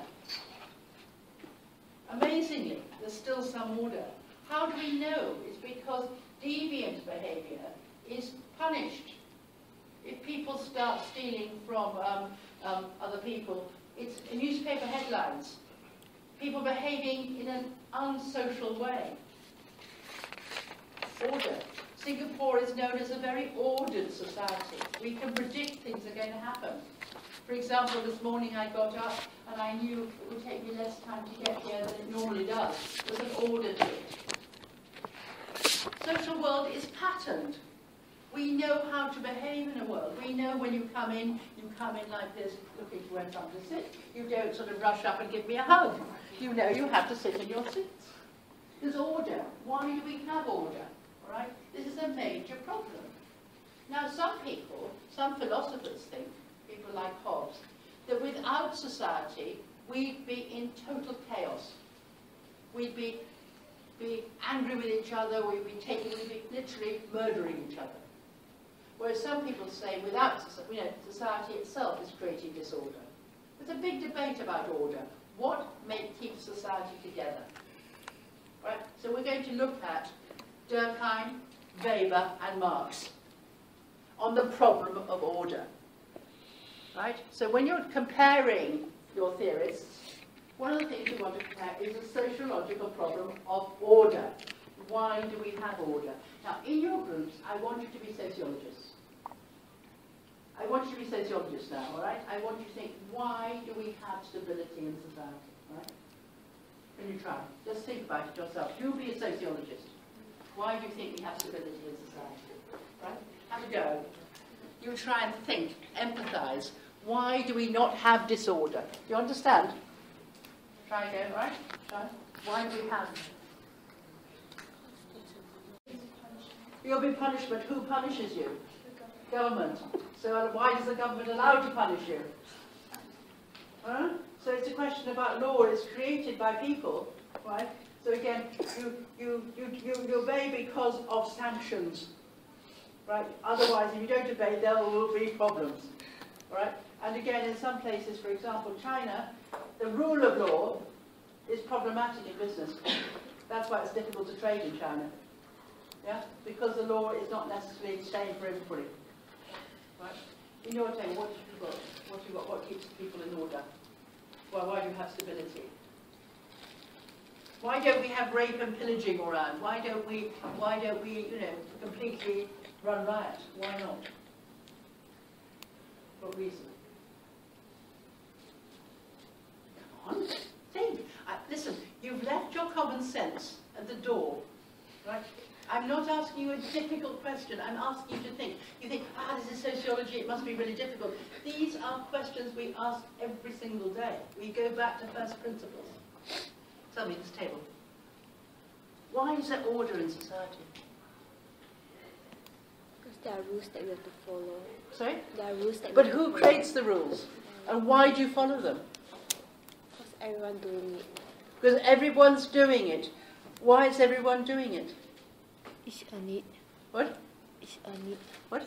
The need of The need. I mean, because people need for this one to do it. All right, people need to do this, so they do it. Yes, fine. We're getting some idea a little bit. People wanting, people needing. What about the word consensus? Consensus? Oh, wow. Oh, wow, oh, wow, oh, wow. This is problematic. Con. All right, con, together, sense.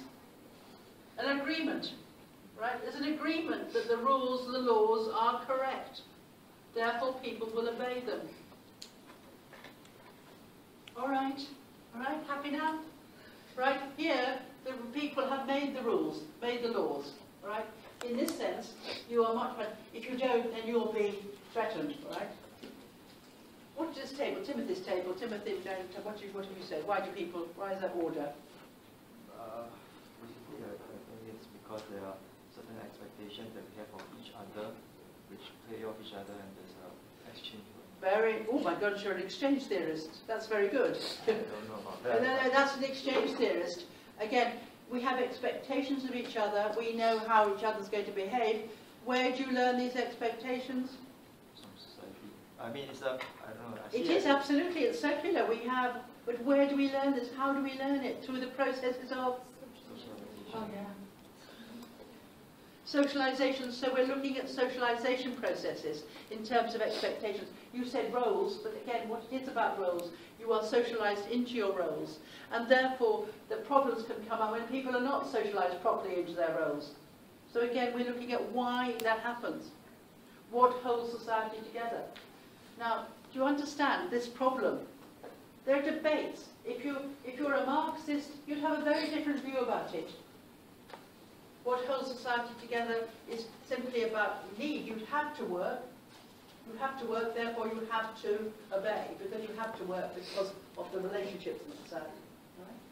So let us now take the three, all right? We're going to take Marx, Weber and Durkheim. We're going to take Durkheim first, and I asked you to look up about collective consciousness and things. Right? Durkheim, Emile Durkheim. Now, again, Emile Durkheim, when did he write? When was he writing? What century? 19th century. He was writing in a time when there was potentially massive disorder. In the 19th century, if you go back to the 19th century, that's why I want you to sort of look up some of the history. 19th century was a time of revolutions. There were political revolutions. People literally didn't obey, they toppled their governments. Has anybody seen Les Miserables?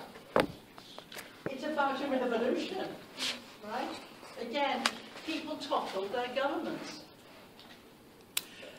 In the beginning of the 19th century, most people lived in rural areas. They moved into urban areas. There was massive urbanization. There was massive industrialization. Society changed dramatically. Worryingly so. People were worried about what they call mass society, that people would congregate in masses and therefore people would be in danger. People were worried about social problems like theft, highway robbery, etc. It was a worrying time, but it was a hugely expansive time. Society was changing. And Durkheim asked the question, the sociological question, what holds society together? What's the difference between this society and society existing well before? What holds society together? His major sociological problem. All right. Do you understand that linkage, all of you? Look at me. Are you happy? Yeah? All right. So he was looking at this problem about what holds society together. And can you remember what holds society together? What holds society together for Durkheim? Have you studied it yet? Yes? It's to do with structure again, because he's a structuralist, right? He's very much a person. Do you remember Durkheim suggested that society, and this is important, you obviously enjoy the word structure. Society exists sui generis. Now, if that is in your guide, sui generis, suicide is you kill yourself. Sui, there is something called society.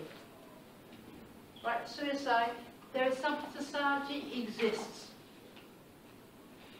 Durkheim says society exists. It exists independently. This is important and you read to write it. It exists independently of our perception of it. It exists independently of our perception of it.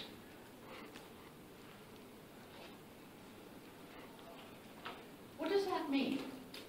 When we're talking about interpreters and phenomenologists, we talk about how we perceive society. It exists independently and has constraining influences on us. Constraining, it constrains us. Constraining, the word constrain.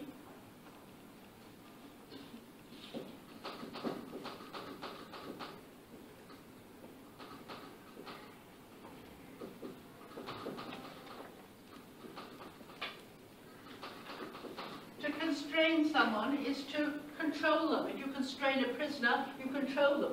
Right? Society constrains you. What does that mean, society constraining you?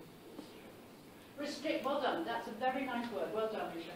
It restricts you, it restricts your behaviour, it controls how you behave. It also controls how you think. It controls us. Society exists independently of us and controls us. So he's a structuralist, right?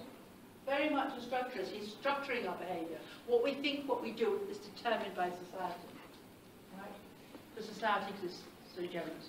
I asked you to look up the collective consciousness. Some of you did. Timothy, did you? Yeah. What did you feel what collective consciousness was? Maybe a set of beliefs, a belief system. Yeah. Yeah. That in the video. You watched the video, did you? Yeah. So, but when I first heard it, I think part of the collective mindset of individuals in society as a whole. Well done. Right, the collective consciousness, the collective. I like the idea. I hate the word mindset. I hate the word mindset. Everybody uses it. But it's the collective ideas of society as a whole. The collective consciousness. All right. The collective consciousness. Now let's look. Where's my pen? I can't bear this. I lose my. Where's my board rubber? I drop it somewhere. I'm not constrained. Wait, hopeless. I'm 67 and still can't organise my thing. Let's look at it. So Timothy said quite rightly, it's collective. It is where the ideas are shared in society. It's collective. So here, society. This is the collective consciousness.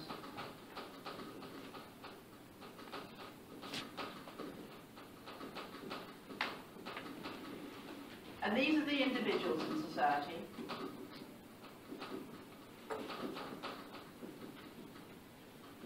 Right?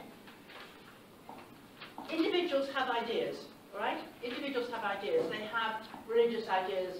Generally, these ideas emerge through interaction and create a collective idea, set of ideas. Maybe a religion, maybe a belief system, maybe, you're all Manu Blanchard fans, I don't know, collective consciousness, all right? And then, this collective consciousness, this idea set, then comes back and restrains individuals. So men create religion, and then what happens, religion starts to control you. Do you understand this? Collective consciousness. For example, nationalism. The idea of Singapore is created, the idea of Singapore as a nation state. And what happens? You have National Day, you have the flag, which symbolizes Singapore. The collective consciousness.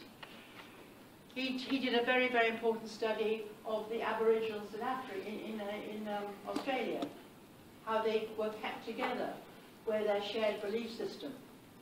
Even though they were dispersed all around Australia, when certain times came, they came together and they worshipped together around a symbol, collective consciousness.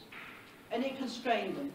So here, individuals were born into the society, they died outside society, but society existed and constrained us. Collective consciousness. Now, can you think of another word that Durkheim used to mean this, collective consciousness? What did he say of the process? The process was based on if you're controlled by ideas, the consensus, the ideas of society, he called it what? No. You're learning words. You're nearly right. You're learning words. Moral regulation. Moral regulation. Moral regulation. So here, what held society together? Moral regulation. The word regulation, rules, control, but it's not for physical rules, it's not law necessarily, it's moral. What is moral made up of? The word moral. Now you said it, well done, what you said when you started this. Moral is made up of, morality is made up of what? Values and norms, all right, sets of values and norms. Now, it doesn't mean to say that these values and norms are good or bad. They're just sets of them. In some societies, they're incredibly patriarchal. They're incredibly racist. It doesn't matter. They're morally, it controls you. And therefore, it's not good or bad. Right? It's moral regulation. You're controlled by sets of ideas. And he suggested that in what he called mechanical solidarity,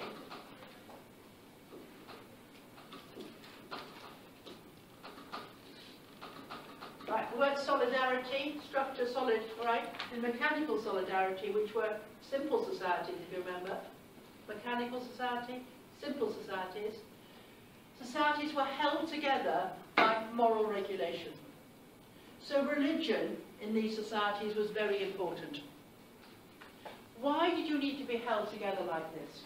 Why was it important that you had sets of belief systems which were so important that you could not disobey it? Very, very important. Why? The reason is because people were very similar in these societies. In mechanical solidarity, people were very simple. They did the same thing. Can you imagine, I mean, some of your great-grandparents lived in China, some lived in India, right? Imagine life there. You were all doing the same thing. You didn't have a division of labour. The division of labour was very, very small. You didn't have carpenters, you didn't have you might have had some teachers, but you didn't have a division of labour, social division of labour. People tended their land, and everybody did it. So if one person left it, it didn't matter. What was holding you together? So now, in Singapore, we have people to do everything, don't we? We have people to clean our rooms, we have people to mend our pipes, we have people to teach us, we have people to... In these societies, you didn't. So we depend on each other now. Then you didn't depend on each other. So what held society together was the consensus, the moral regulation. Very strong. Now we still have moral regulation here, very strongly. If I talk to people in Singapore, I'm amazed how strong it is. You use the word we a lot. Did you notice that? Do you know that? You use the word we a lot. If I want to do something here, oh, we don't like it like that. We don't do it that way. We don't do it, all right? Not I don't like it. We don't do it. It's a very strong consensus. It is not done that way. I mean, for example, if I used to listen to the radio in the morning coming here, and it used to be questions about how to look after other people. In Singapore, we do it this way, not like that. Do you understand? A very strong consensus. Your National Day is still very strong. You still have a very strong view of moral regulation to keep society together. Why? Because society here is still growing, you're still nation building. Right? All right. Do you understand now those terms? Terms, moral regulation, consensus, right? Now, he says in modern society, organic solidarity is the most important. So here, organic. Now the word organic is very important. Are you happy with the word solidarity? You're happy with the word solidarity? To make solid, yeah? An opposite of that, what would be the opposite of solid? Fluid, all right? Keeping society together as a structure. Organic, why is the word organic? What's the word organic? King, what's the word organic mean? What do you think? If I were to use the word organic, what is it? What's it relating to, an organic? If I say something is organic. Organism, well done. It's organism, it's living, all right? And an organism usually has a head, it has a body, it has a brain. It's like the organic analogy. You are treating society like an organism. And, for example, this is Keith. Did anybody meet Keith Sharp, the new director? He has a very, very good idea about this. He said, what is the difference between, if somebody is a cow, it's living, it's walking, it's running around the place, all right? If you cut that cow up and put it in a bag, it's no longer a cow. Right? The whole is more than the sum of its parts, isn't it? Yeah? Do you understand? So again, organic, everything has a part to play. So organics are solidarity. What keeps society together in an organic society? Not moral regulation. Yes, each part has a function to play. Each part has a function to play in what? The division of labour. So what keeps society together for Durkheim is an organic society, is the social division of labour. We all have a part to play in organic society.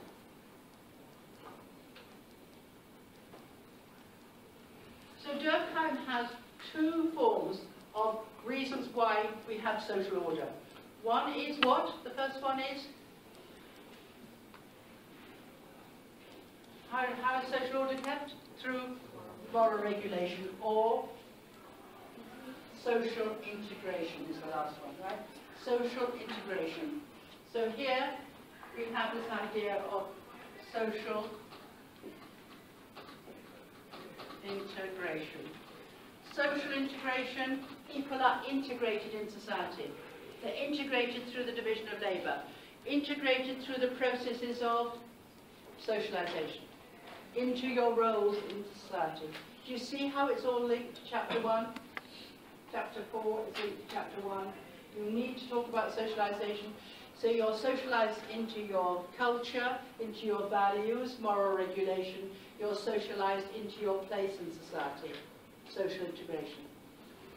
Oh, I do like it when I see this happening. It makes me very happy. You see the connections. You can't separate things out. All right. I'm now going to break off a bit here and I'm going to talk about suicide, all right?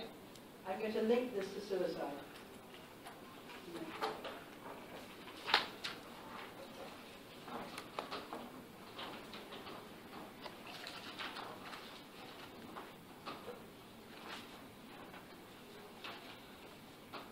Now, why was Durkheim interested in suicide? You've got some an essay. Did anybody read the essay that I put in front of you? Did anybody read the essay? It was on the web? Yeah. Josephine, what mark would you give it? Out of 8. You give it a what? 3. You're quite generous. Dad, what did you give it? You didn't see it. So what did you give it? 2. Well done. You're good examiners. It's really a very, very, very bad answer. And I'll explain why it's so bad. Did anybody give it more than that? It's appalling. It doesn't answer the question. And I'll explain why in a minute. All right. So Durkheim says choose any one sociological problem, doesn't it? And explain the methods they use. Now let's look at this one for Durkheim. I'm going to do some more sociological problems later on, but at the moment I'm just doing this. Durkheim studied suicide. Why did he study suicide? What was his great problem? What was his main sociological problem? The problem of order. So, committing suicide is an example of disorder. If you have a high suicide rate, something is going wrong. So a high suicide rate, what Durkheim suggested, a high suicide rate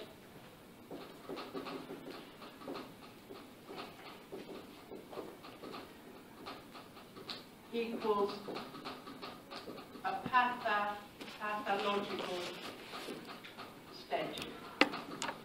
So if a society had a high suicide rate, something was going wrong with society. People were rejected. Pathology, something's going wrong, right? Pathology. Normal, pathological. So again, we're talking about pathology, all right? So what did he find? What did Durkheim find? Durkheim found that some societies had a higher suicide rate than others. And he tried to explain this because he used suicide as an example, because if he could demonstrate that suicide was not caused by psychology but caused by society, he could then demonstrate his theory that society existed externally to us, that society had constraining influences. He wanted to prove his theory that society existed sui generis. That is why he chose suicide. The most individualistic, psychological of all acts. If he could prove that was caused by society, he would demonstrate his theory. Right, so he chose suicide. And he found that there was a pattern of suicide. He found that some countries had a higher suicide rate than others. He found that some societies, married men had a much lower suicide rate than unmarried men.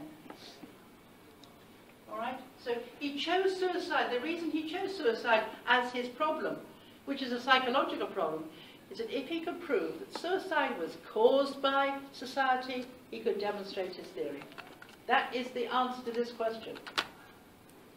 Now let's explain how he did that.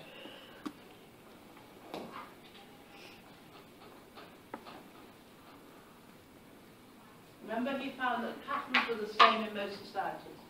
And he discovered there were 4 types of suicide. There was anomic.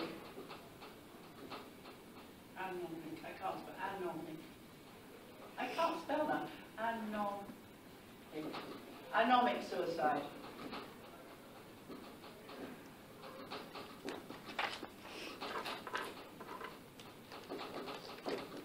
Now, are you happy with the word anomie? You must have done this. Have you? I'm asking you a question now. Have you come across the term anomie? Yes. Have you all? Give me an example. What is anomie? Put it in its domain. Anomie is what? Anomie is what? Remember, put it in its domain. What is? If I'm asking what is, put it in its domain. Anomie is a state. Well, who said state? Well done. It's a state of normlessness. Anomie, no norms, all right? It's a state. So anomie is a state of normlessness. Anomie is a pathological state. Anomie. Now, of course, we've all got norms. It's very probably not, but it's a question. Right. When do you think we're in a state of anomie? When do you think we're in a state where we don't know how to behave? Give me some examples. When you're in a different country, you just don't know how to behave. Yeah, you just don't know what the rules are. And you only know what the rules are when you break them. Yeah? Or when else do you think? Do you think in the Philippines there might be a state of anomie? Yes, you can see it. People sitting there not knowing what on earth's gone on. The tsunamis. People didn't know, they believed that the world would continue, and suddenly their whole world collapsed. Financial ruin, financial crisis produces the state of anomie. Right? So anomic suicide is caused by societies when the rules are not clear, when there is a lack of what? Moral regulation. So anomic suicide is caused when there's a lack of moral regulation. Nobody is going to worry if you commit suicide or not. A state of normlessness. Now, of course, you can't measure moral regulation. You can't see it. You can simply see it by its effects, which is a high suicide rate. So Durkheim had to choose something, and he chose religion as an example. He used religion. He suggested that Catholic religion was a much stronger moral regulatory force than Protestantism. Right? So he said Catholic countries, we saw that Catholic countries had a lower suicide rate than Protestant countries because they had a stronger moral regulation. So that people committed anomic suicide in societies with a weak moral regulation. Now, I want you to be fairly critical, and I will be. In the next session, we'll talk about what's wrong with that. But at the moment, we'll just leave it as it says, all right? Anomic. Again,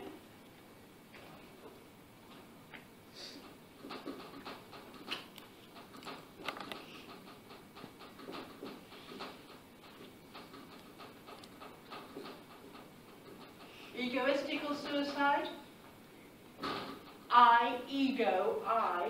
Egoistical society.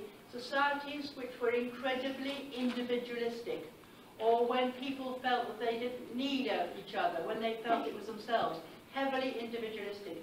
The American system is incredibly individualistic. Singapore is much more collectivist, although increasingly it's becoming individualistic. I. You have to do well. You don't depend on anybody else. So people who are not attached and not integrated in society will commit individualistic suicide. There is a lack of what? If anomic suicide is caused by a lack of moral regulation, egoistical suicide is caused by a lack of social integration. Yeah, well done, well done, well done. A lack of social integration, right? And here you can't see the lack, are you writing it down? Right, here you cannot see the lack of social integration. You can simply have to see it by its effects. And he therefore says that unmarried men commit suicide more than married men. He made the assumption that married men are more married men are more, married men are more lonely, yes, I think they may be. No, let's just use the vocabulary. In anomic suicide, people commit suicide because they're not regulated in society. Married men are more integrated in society. Unmarried men are more lonely and less egoistical to suicide. And remember, high rates of suicide are caused by society. And what did he say? There's an inverse relationship. The level of suicide varies inversely with the level of integration and moral regulation. The higher the integration, the lower the suicide rate. The higher the moral regulation, the lower the suicide rate. Now, these were present really in organic societies.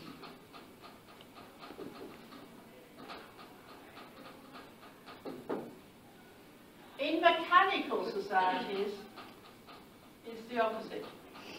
In mechanical societies, what's the most important? Moral regulation or social integration? In mechanical societies, what's the most important? Moral regulation or social integration? Moral regulation. Because people are not integrated. Why not? Because there is a very low division of labour, which I showed, right? And he suggested there are two sorts, altruistic and fatalistic. Altruistic suicide is, give me some examples. What's altruism? If you had to say the word altruism, altruistic. Let's discuss that a bit. What? That's an example of altruism. Be careful, you're giving me examples rather than what it is. Kamikaze pilots were committed suicide because, for the greater good of society, they felt that they felt so responsible for society that if they didn't commit suicide, there would be no point living. Right? Not just kamikaze pilots, but think about all the suicide bombers. Why do you commit suicide? My goodness, a suicide bomber? Why? Why on earth would you give up your life? Altruism for society. Now, therefore, is this the example of too little moral regulation, too little social integration? Is it? If you feel so responsible for society, if the rules says this is what you do, is it too much or too little moral regulation? Too much moral regulation? Too much social integration? You feel so much part of the society that it doesn't exist if you don't commit suicide. right? You do it to save your society. Now, I just want to think about it. Do you think there can ever be an altruistic act? Is there ever an altruistic act? Could you ever be altruistic?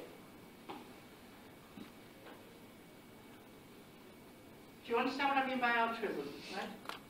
Right? You do something for the greater good, not for yourself. Is there ever an altruistic act? Think about it. The suicide bombers, they commit suicide, but they're going to go to heaven, aren't they? They're going to go to paradise immediately and have 12 virgins.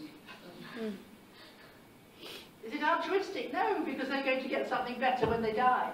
Martyrs, Christian martyrs. My goodness, you become saints immediately. You go to heaven and you sit on God's right hand. I mean, it's wonderful. Have you thought about how many people sit on God's right hand? It's amazing. Altruism, all right? Is there ever an altruistic act? If I give you, all right,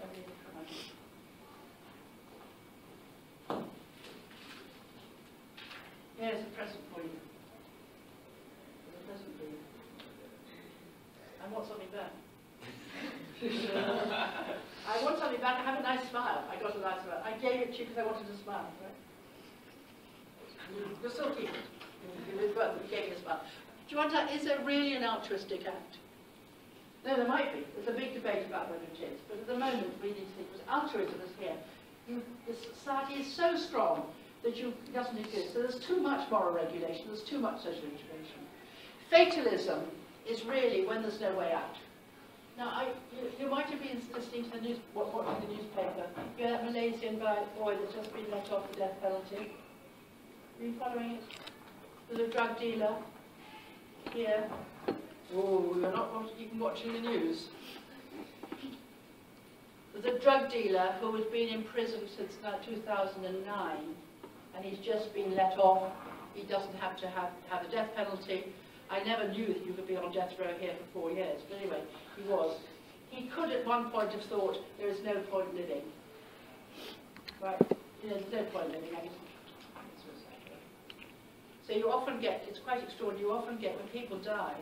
There was a friend of Sylvia's. He died, her father, a friend of Sylvia, he died, and within 12 hours her husband and wife had died. There's no point living, you know. She died, but I mean there was no point of keeping her alive, you know. Without her husband there was no point living. That's fatalism. Some of you engage that in sociology. There's no point doing it. Yes, there is. So again, there's an example of a sociological problem. Now let's look at the answer. Let's look at the answer. Let's decode the answer for that student. Can you bring it in front of you? You all got it?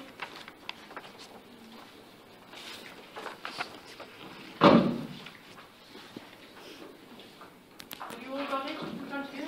Right, let us read it and let's see about why it's good and why it's bad. I told you I would give it one mark. Not more. 1 mark. It's terrible. It's really very bad. Now let's read it and say why it is bad. Would this be helpful to show you what you mustn't do, right? First of all, in the 19th century, which is a time in which the study of sociology is still in its early stages of development, what is wrong with that sentence? In the 19th century, which was a time when the study of sociology was still in the early stages of its development, what's wrong with that statement? It's not a sentence. It's not a sentence. What? Yeah? In the 19th century, there's no sentence there. There's a fragment. It's a fragment, there's no sentence. Anyway, what's the point of saying that in this question? All right? The question was, choose any sociological problem and say what methods they used, all right? Emile Durkheim was interested in investigating the problem of suicide. Yes. Why, then, all right? Does it help us? If you put it the other way around, Durkheim was writing in the 19th century when, all right? Why was he interested in the sociological problem of suicide? What was he really interested in? The problem of social order, right? Right, the problem of social order. And therefore you put the most important, if he could demonstrate the most important You can make the most individualistic of all acts was caused by society. He will actually prove his theory, all right? You want to come in straight away.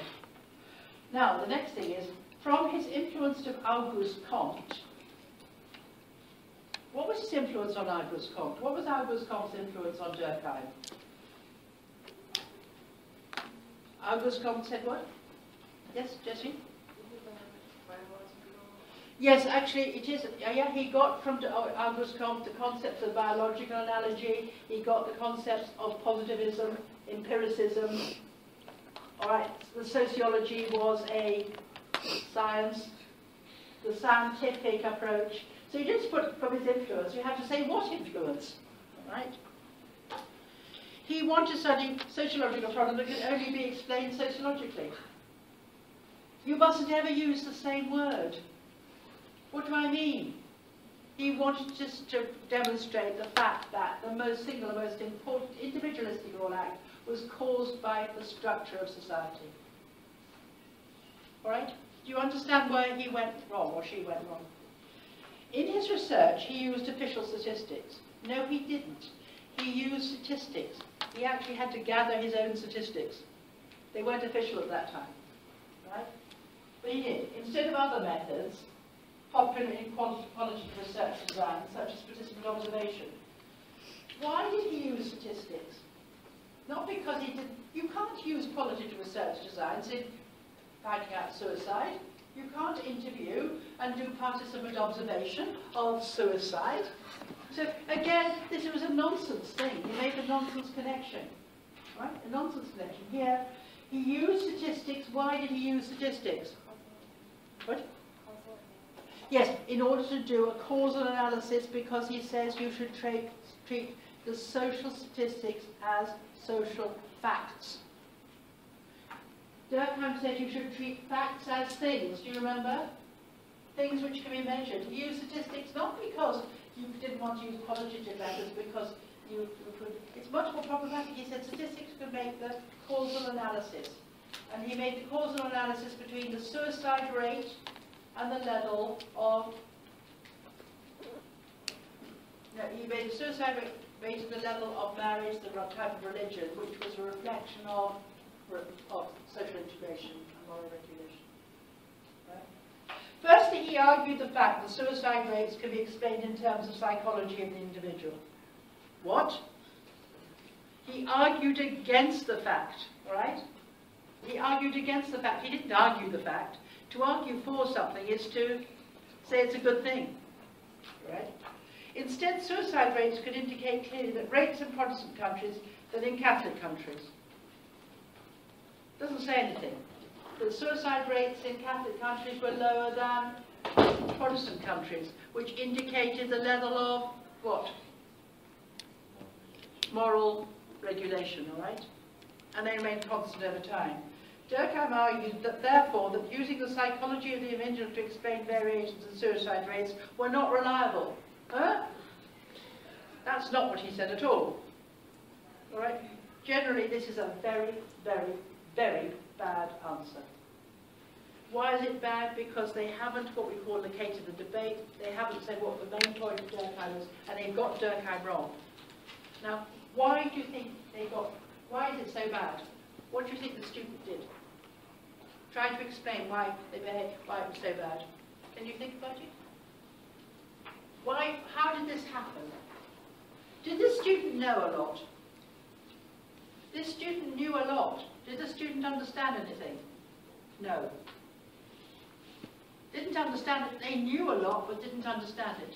And I think I've spent quite a lot of time today going through some of the ways you need to understand. Don't rush at things, just try and understand it.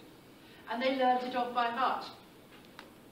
So please, be very careful. This student knew a lot, but didn't understand it. So if you don't understand something, immediately say something, right? So I've done a little bit about Durkheim, about why there's social order, all right? You're a bit clear, yes? Okay? Now let's look at, do you want to do Marx or Weber now? Marx, you want to do Marx, all right. Let's do Karl Marx. All right. Karl Marx also asks the question of order, right? Why do we have order? But he was answering from a very different perspective. Now, please remember, Marx was not a sociologist. So never in your answers say Marx a sociologist. He was not. Marx is used by sociologists. Marx asks sociological questions, but he's much more a social critic. He's an economist, but never say Marx is a sociologist. You can say Durkheim was. He was the first proper sociologist. Right? But Marx was not a sociologist. Right? Now, Marx's major assumption is, very important, what holds society together for Marx? Why don't we have disorder? Because in society for Marx, absolutely, it was a conflict situation. Now, the basic understanding is that Marx, and this is why we will be talking about it in more detail, Marx was a materialist. Marx was a materialist. Now, what does it mean when we say somebody is a materialist? In your groups, can you think about what do I mean by a materialist here? Marx was a materialist. Don't look it up, don't look it up. If you look it up, it'll be problematic. Materialist doesn't mean to say that they want to have 25 different cars. That's not a materialist, right? Let's put it, materialists are not idealists, all right? A materialist suggests that the most important things in society, the way that society is organized, depends on what is produced. It depends on material factors. Material factors such as the nature of the economy. I'd like you to think again about Singapore. When I first came to Singapore, Singapore society was very different from here now. This is 26 years ago, before you were born. It makes me feel very old. When I first came here, most activity, most productive activity was manufacturing. 16% of the population went to university. Families were about average of 4 children. Now, manufacturing has gone right down. Families, how many children in your family? 3? 2? 3? 2? 1? 6? Oh, you are? Look how she said it, how brilliant. I'm Malaysian, I'm not Singaporean. It's a different society. Therefore, you have to... That's wonderful determinist theory, isn't it? She's Malaysian. Good. Well done. You in your family? How many in your family? 2? 2? 1? 3? 2? 4? Are you Malaysian? No, just because the thing about it. Oh, your parents were, I see it. Right? 3? 3? 2? 3. How many? 2? 1. All right, so, again, not more than 4, all right? Whereas when I was asked that question, it would be 4. Your parents would probably be one of more than that, and grandparents more than that. The family size has declined. A materialist would explain that because of the nature of production. What we do, right? But the economy has changed dramatically here. You know that when I gave the talk about sociology when we started, 27% of women over 41 will have their children. The birth rate has gone down dramatically. Right? Now, one of the explanations is this is the nature of the economy, the type of economy. Women entering the labour force. Women may be becoming more aware of the situation, they can be independent. Again, family size. Relationships in families have changed dramatically. A materialist would explain that because of the nature of the economy. How things are made. Materialism doesn't say the ideas have changed and changed ideas. It's simply how it's produced. So Marx is the materialist. Now Marx, you've probably seen this so many times. Marx suggested the base of society, the base. When I'm saying the base, it means what is underneath society, what is holding society up. The base is always economic, right? And what is in that base? Forces of production. Now, the forces of production, very important. The forces of production are what? Give me another word for forces of production. Force. Technology. It's technology. It's how things are made, how things are combined, the forces of production. So in capitalism,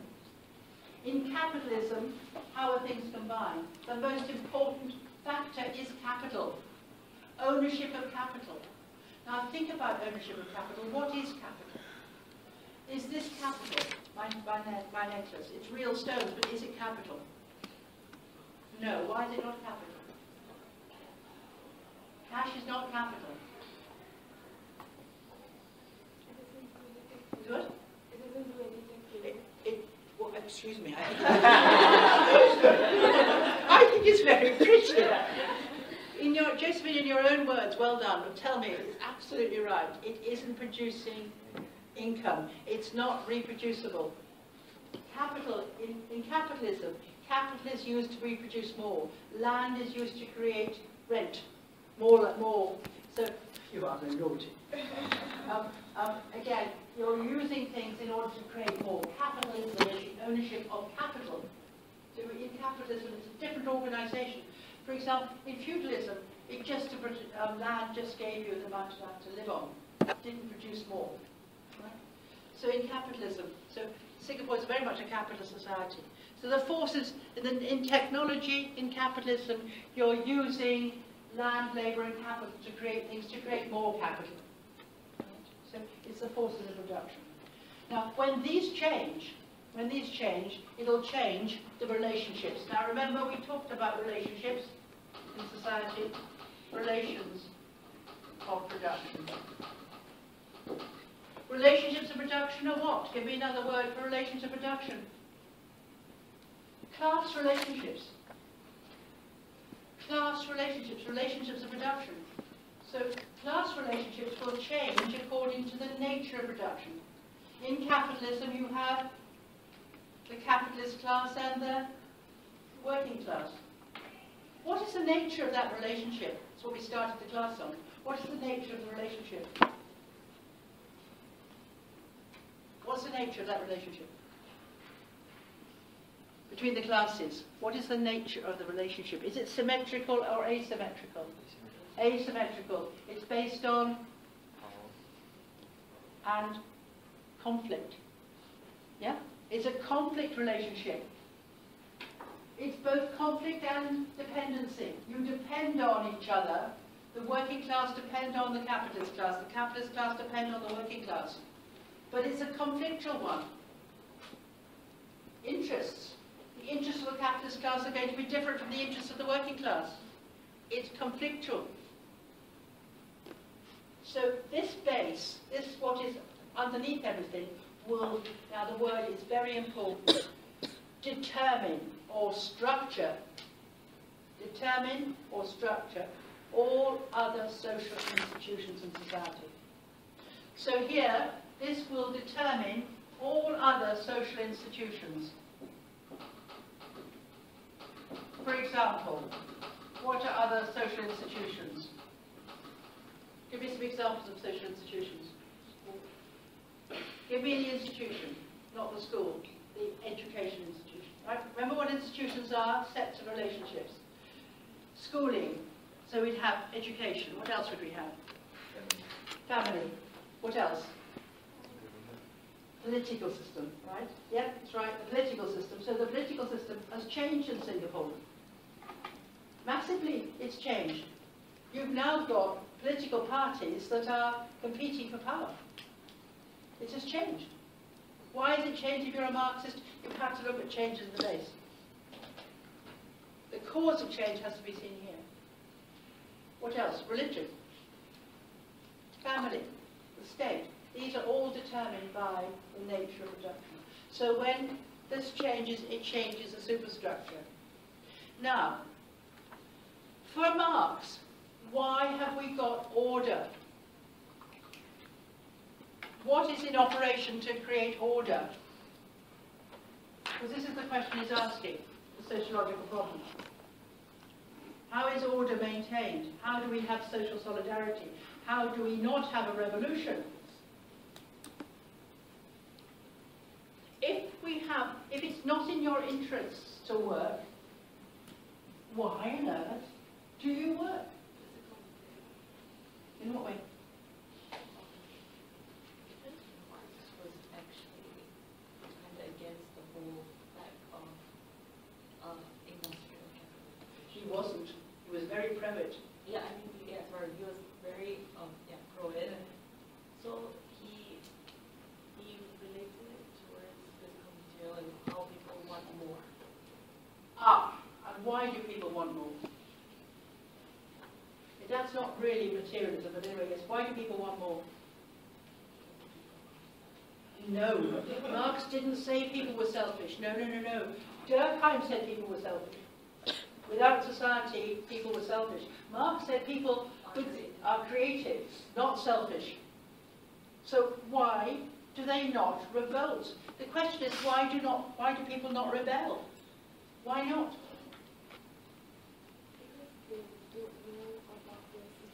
Well done. They're unaware of their situation. They're unaware of the situation that their class position is because of the dominant class. They're not aware. Right? Well done. Well done. They're not aware of it. So again, there's a role of ideology here. Ideas, right? So again, they're not aware of it. Now there's a big debate, Josephine, about why they're not aware. Maybe the schooling system prevents you being unaware. Remember Paul Willis? How working class kids get working class jobs? Yeah? That's a Marxist analysis.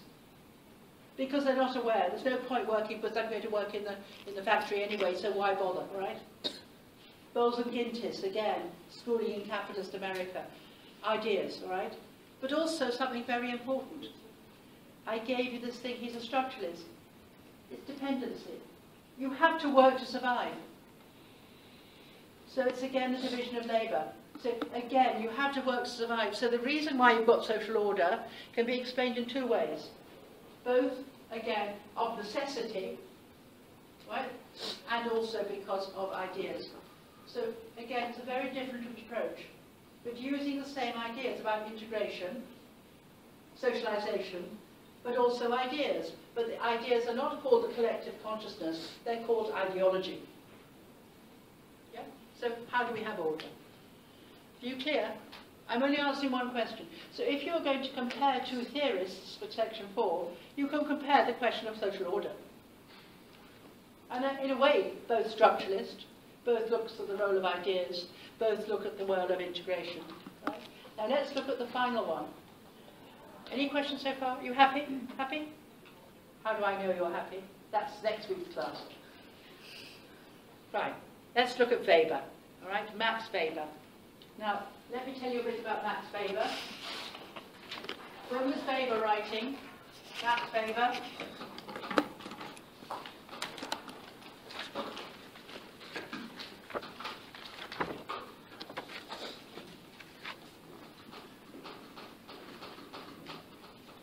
When was he writing? What century? Nobody's writing in the 18th century. Remember, 18th is really, don't worry about 18th, be careful, you mean 19th. Late 19th, early 20th century, when Europe had changed again dramatically, but not so much as it had in Durkheim's time. Germany was growing. Germany had become a nation. Germany was very successful. Weber was not just a sociologist, he was really an economist and a lawyer. He was a very sad man, a very, very sad man. He went mad for 8 years. He was very depressive. He didn't like sex. Right? You don't write that in America, just to give you some background. Now, Max Weber, again, he had a very, very important question.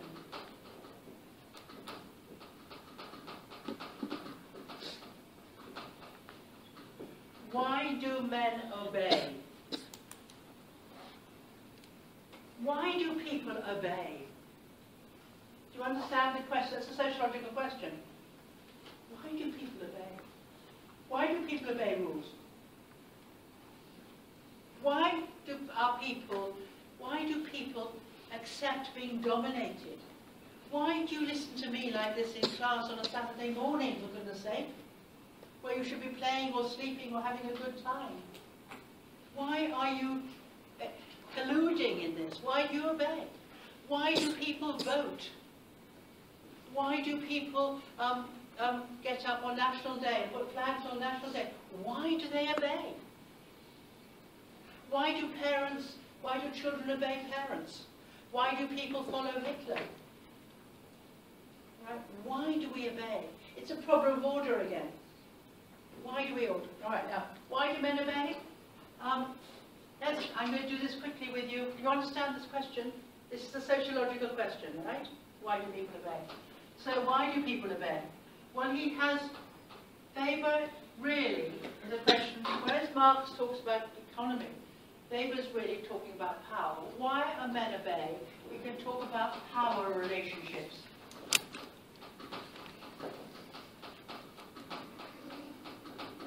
And particularly, this idea which we call Herrschaft, this is all in your book, right?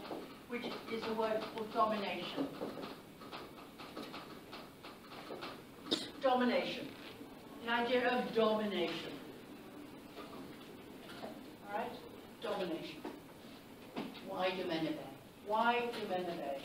And he says there are 4 sorts of this, and you have to connect. Now, Weber is a social action theorist. Social action? Weber suggests, unlike Durkheim and Marx, who are structuralists, Weber says we've got to look at why people do this. They look at meaning. Now, social action is very, very important if we're looking at Durkheim and Weber.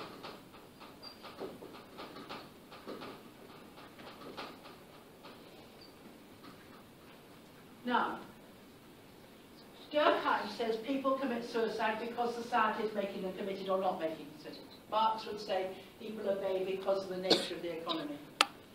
Weber says we can't just say society is here. Society is simply what's created. We have to understand why people act the way they do. We have to understand their meaning, what it means. For Weber, social action is meaningful. If I fall off this chair, it's not action, it's not social action. Social action must be meaningful, right? And he has 3 types of action. Let's talk about what the actions are.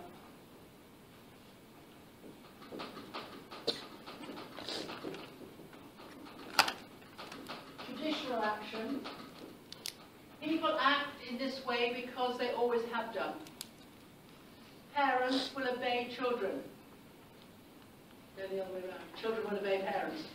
If you go to India, it's quite extraordinary. You go in somebody's house and you'll see boys, men, very successful men, touching the feet of their parents. Right? Showing that they're more powerful than they are. It's quite extraordinary. It's automatic. It's traditional.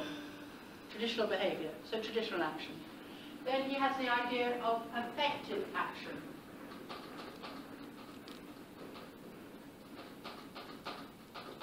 Here, affective action is action generated by emotion. If I go up to somebody and give them a big, big hug, that is not rational, it's affective. If I shout and scream at a Bieber concert, that is affective action. If I go to a football match and scream and shout, that's affective action. It's generated by emotion. So why people act this way, the theorist would say, this is because of emotion. It's not rational. And then he has this idea of rational action. Rational action, it's rational. People obey because, or people act the way they do because they want something out of it. It's rational. It's reason on the basis of reason. Now, for Weber, how does he know about this? How does he know why people act the way they do? He engages in Verstehen. Remember Verstehen? Understanding. To understand why people act, you have to put yourself in the shoes of others. So it's not determining society, it's determining our behaviour. So why do people obey? Well, very simply. Traditional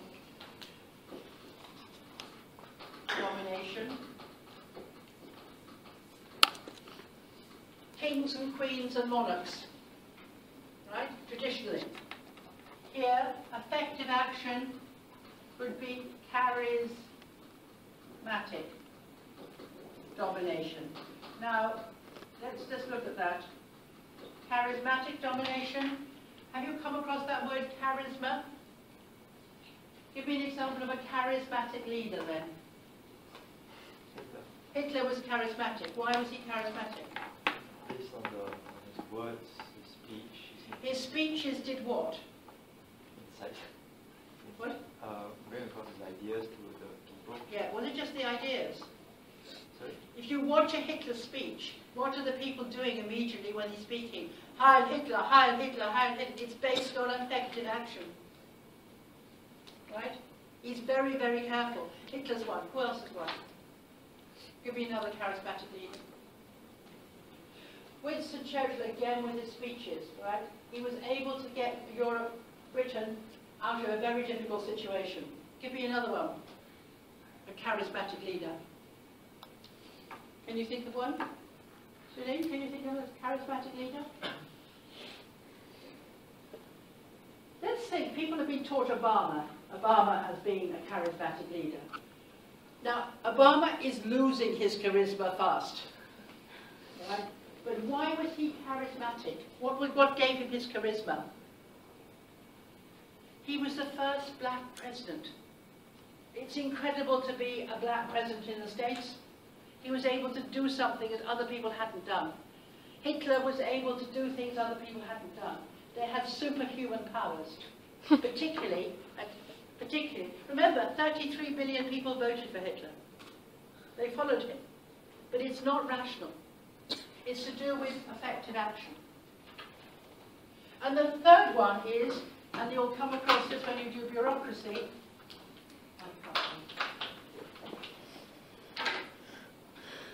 legal, rational domination. You obey because people have been elected, have been voted into power, into hierarchies, into bureaucracies. So you're rational. Right? You can vote them out if you want to. Legal rational domination. And what did he say? Weber said, increasingly, we're living in a more rational society. Did he think it was a good society? No, he hated it. The iron cage. You could always predict what's going to happen. So Weber's question about what a social solidarity was is why do people obey? Right? Now, I didn't have time because you're such a good group and I've gone into more depth. But there are three other sets of social problems, or sociological problems. I'm not going to spend some time now. First one is why do societies change? You've done what makes societies stable. Why do societies change? And the other one is the nature of the individual in society. Questions of identity. And the fourth one is what and why do we have inequality? What are the causes of inequality? So if you're going to answer a question on the last section, you could actually compare these sociologists on the basis of these four things. The four sociological questions. All right? Now, what I want you to do for homework, please, and I do want you to do this, and I'll put it on the web, I think. I want you to write, in your own words, what is the collective consciousness? In your own words, what is the collective consciousness? Right? I want you to write this down. I want you to write an answer to it to come to class. And the next one is, what is modernity? Now, the collective consciousness, you can look up Durkheim. I want you to look at the grain of sand if you haven't looked at it, again. What is modernity? chapter 4, the first part of chapter 4. Right?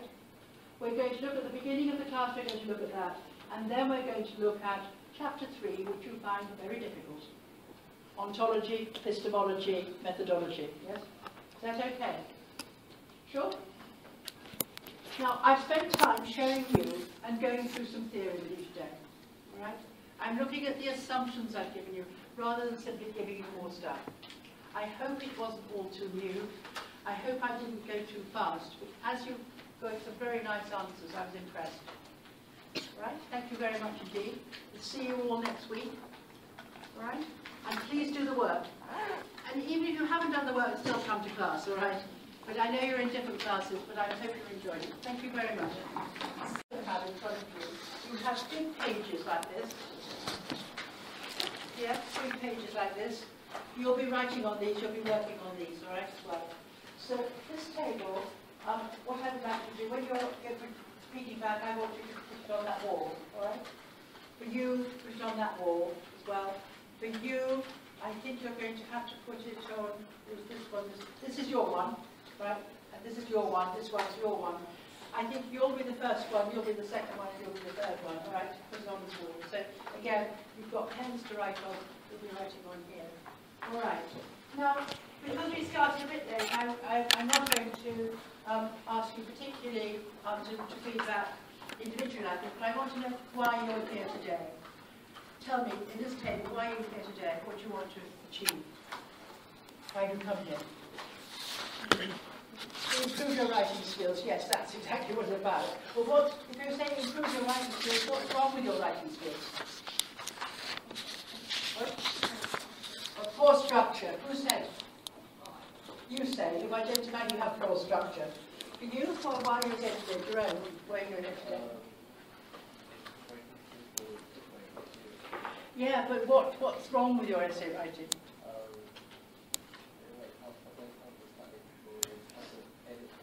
How to start an intro, that's very important. It's difficult to know how to start. So, again, to improve your writing skills, you need to diagnose what's wrong with them.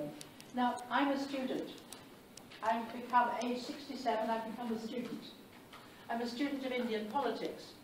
And I know how difficult it is to write essays. I'm sitting in my room, reading and reading and reading. I think, how am I going to start? It's normal. I'm not saying how can I improve them, I can't even start. So it is normal, but be careful. You need to start diagnose who has said that they're not good, all right? Jeanette, what about the way you're here today?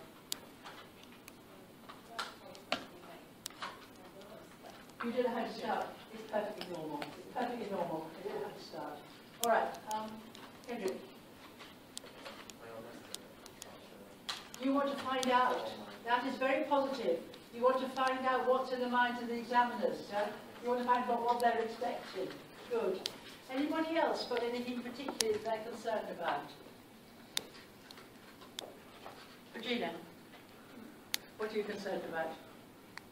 Because I'm in one semester, so I want to find out what are the, how you should be writing them. I think you've got to be careful. I think we all write essays, but somehow, and you saw how that student wrote that essay in the class just now, wrote nonsense, yeah? You can understand what people do. So let's see what we can do to help you. All right, let's start. Are you all ready? Ready to start? The people that are here this morning, you're going to have difficulty keeping awake. I'll try and keep you awake, because you've already had a cold class this morning. Let's see what we can do. All right, you have groups. 1, 2, 3, 4, 5, 6. Come in. I think it's good afternoon. It's good afternoon now. So where are you going to sit? You step ahead. In your tables, I'm going to number your tables, all right? This is table 1. This is table 2.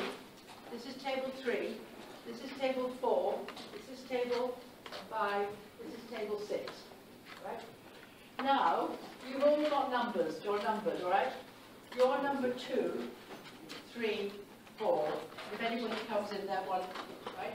You are number 1. Yeah? You're number 1. That's number 2, whoever that is. Tam number 3. Marcus number 4. Jerome, number 5.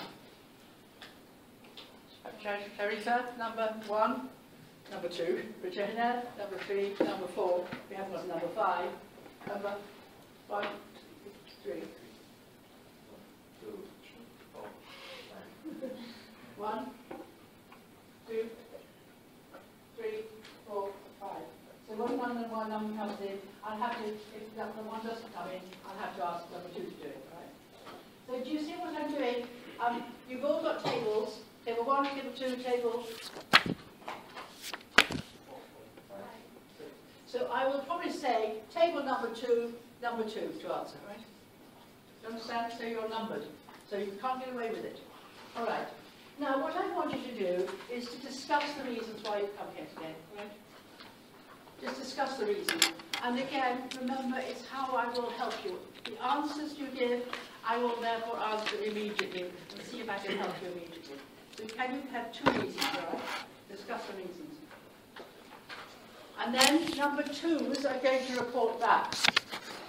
Number 2s are going to report back. Now you haven't got number 2, so we're going to ask number 1. Number 2, so we're going to ask number 3, right? You're number 2. So number 2s are going to report back. So please tell number 2s why you're coming here today and come up with 2 reasons, all right? Go on then, have a go. Introduce each other. If you really want to think properly, if you want to come here. What's your name? So you can hear them, and then you become number 3. So there's always number 2. Okay. Otherwise, it's a bit lonely. So, why you come here? Can you hear? Are you here, or do you want to sit here? Do you want to sit here, or can you? So you can join in, all right? You're all right. You can talk to each other. So why you come here? The reason I come here, I'm a second year economics and management student in UOL. Most of my subject is qualitative. Oh, yeah. Because economics. Yeah, economics. So that's why I need to come there and listen how I can write and improve my writing skill to get a higher score. But what do you think is wrong with writing skill? Writing skill is because most of economists need to write about the example of the economics related with the real world. That means the how I can write the example related with the real world and how I can argument with the theory. Thus, the real world can affect the real world can affect by the theory, and the theory can affect by the. Both way. Are you trying to link all the link theory and all your the example. And I have no idea why. Silent.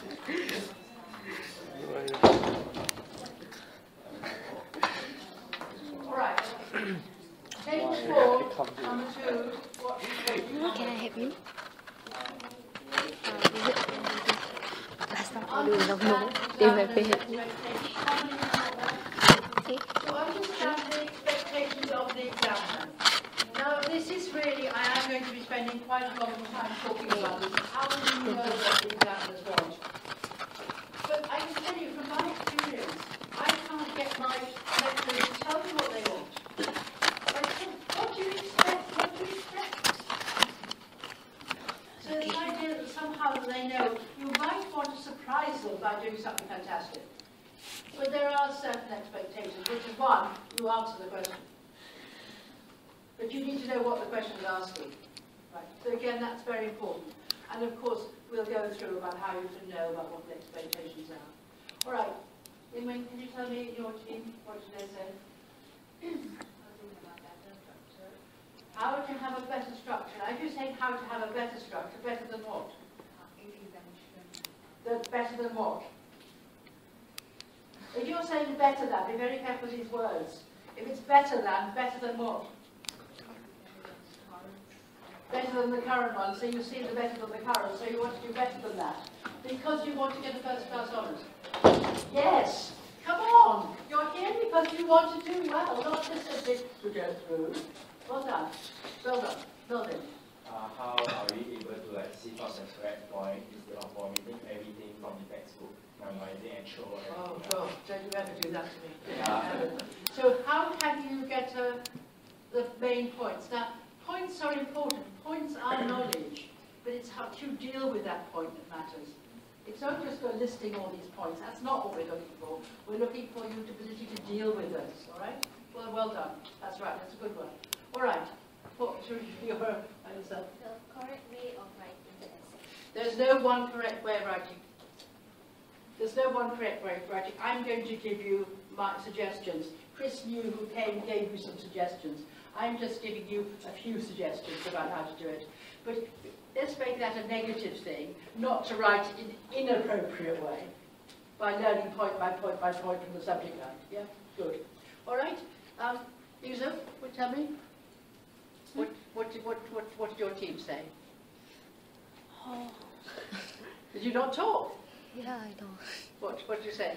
Because I want to get a high mark for the qualitative subject. You want to get a high mark. Now, we want, it's a group, all right? Yeah. We want, it's a group. We want to get a high mark for the qualitative. It's qualitative. Yeah. So what's the difference between quantitative and qualitative?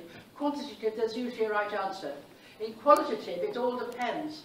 And one of the things you've got to engage the examiner to say, my goodness, this person really understands. So you want to see how you can do this. For you? Yeah, personally, mine is how should I structure my arguments?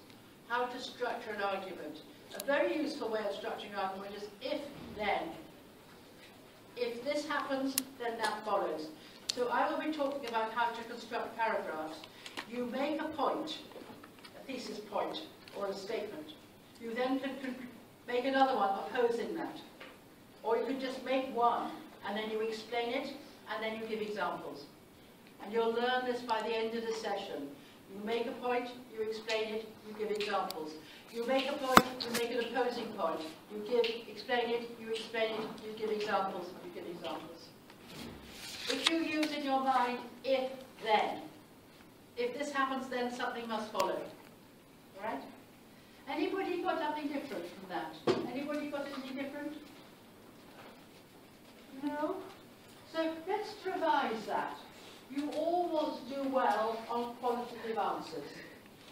You want to know what we're expecting from the University of London.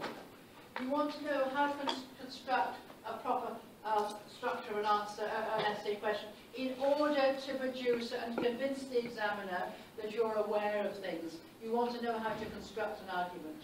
Fine. I'll try and do so.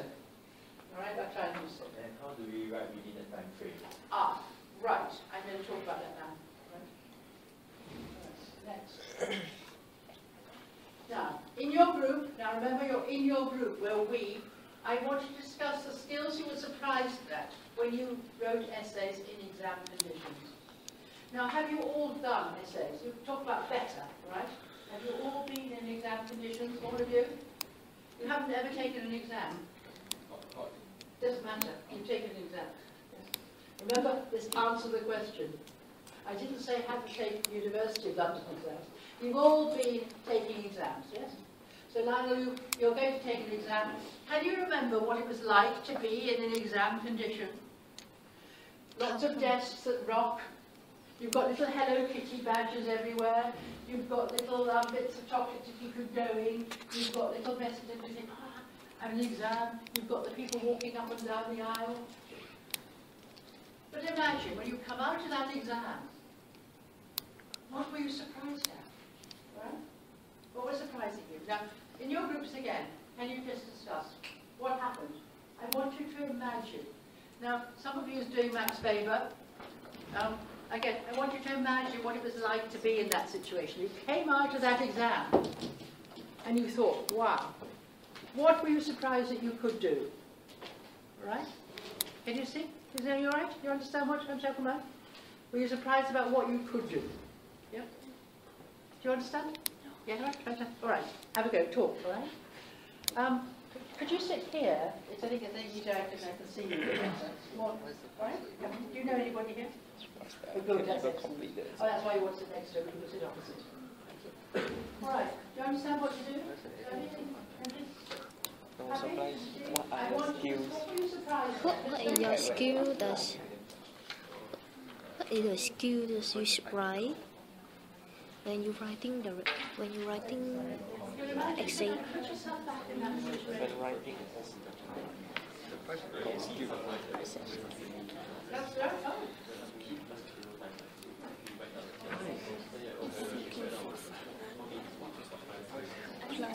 Sorry? after Can, finishing can you speak louder?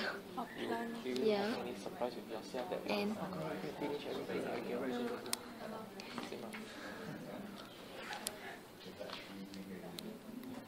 so what your skill does you was surprise does surprise when you writing an essay in the examination condition. I'm going to ask number 3s to report back. So you're number 3. You're number 3. You're number 3. You're number 3. You're number 3. You're number 3. Yeah. So tell your number 3s. Tell your number 3. That means you Oh. tell me. Say you're surprised that you can come up with an introduction, the main body, the conclusion. Or you can All say right. that you All have right. skills that Table 2, number 3. Can you tell me How about you? what your table said that they were surprised at? surprised that you can even complete the paper. Complete the paper. Now we're going to put you. You sit here, please, just here. So what were you surprised at? What was your table surprised at? What? Oh, so this is table 3, is it? What? You're 3. So I said table 3, number 2. Sorry. Yeah. Sorry. You're right. Sorry, you can't get away with it. What was your table surprised at? We're surprised that we can even come up with an introduction, a body, and a conclusion, and even surprised that we can even finish the paper. So you were surprised at lots of things. Now listen, this is very important. I love the way he said that. I was surprised you came up with an introduction, a body, a conclusion. Remember, I suggest that writing essays is like an elephant. Introduction is the trunk, the body is the big, and the conclusion's a little tail. Now, why did that happen? It's because you'd practiced writing essays. It's in your brain, the idea that a structure is there. You have to have an introduction, you have to have a body, you have to have a conclusion. It's normal. It's a normal structure. So you were there, you were surprised. And you were surprised by what else? You said the last thing? That we can even finish the paper. You can even finish. This talk about time management. Amazingly, you'll be able to finish. Why will you be able to finish? It's because the examiners have done those questions to test whether they can be done in exam conditions. And the other thing is, which is important, you shouldn't write more than 6 or 7 or 8, probably 8 paragraphs at maximum for an essay. You should select the most important things in your essay. Your paragraphs are quite long. Chris New doesn't like long paragraphs. I prefer long paragraphs. All right? But because my paragraphs are topic sentence, explanation, example. Your paragraphs can be long, but you don't have to write lots of them. And you have to select the most important information. Your conclusion is very short. All right? Don't worry about it too much. So you were surprised you could do it. Why? It's imprinted. You've been in school, you've done English essays. It's here. So it'll suddenly appear, so you were surprised at that. All right, this table here, what you were surprised at?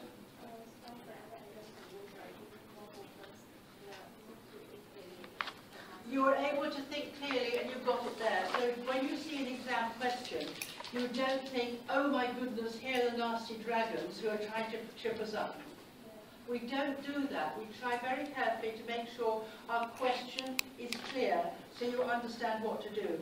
So don't look at that question as if it's an awful thing trying to attack you. This question is somehow trying to say to you, come on, convince us. So I'm going to look at how to decode questions. But if it's no good, people say, look, we'd like to have 2 questions on that topic, because we might not understand the question. Yes, you will understand the question, but you understand the information. So you were surprised you should. You shouldn't be surprised. You shouldn't be surprised. These questions are not trying to trip you up. If you think the questions are going to be difficult, if you think the wicked examiners from London are going to be difficult, then it will be difficult. So please, I'm very pleased. What else could you do? Does it? All right. This table here, I guess.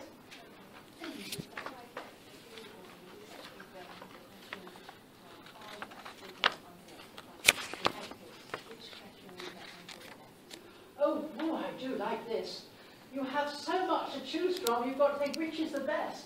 So, I mean, again, you were surprised how many questions you could answer. Right? Well done. And you've got to think about which is the one I can do best at. So in a way, it's a negative thing, but it's actually amazing. You did have a choice. Yes, because you like the whole syllabus. Yes, absolutely. Well done. What's the second one? Did you have another? Did you have another surprise? So we've had time. We've had you could answer the questions. We could do it in time. This table now, you can't get away with it. You've done it this table now. Sorry. Regina, now you tell me. I think everybody has this experience that we actually study very hard, but when we look at questions, we do not know what are the points that we should put in the question. That's not the question I asked you. I asked you what was surprised you could do. What was surprised you could do? You could make the points, or you couldn't make the points. Do you see? You were surprised you could make the points, or you were surprised you couldn't make the points. You were surprised that you could answer the question. You didn't look. You must read the question.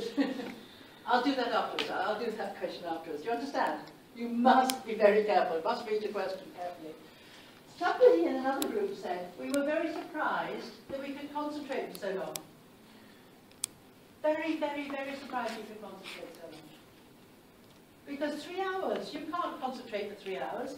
Why do you think I'm jumping around all the time, trying to get your attention?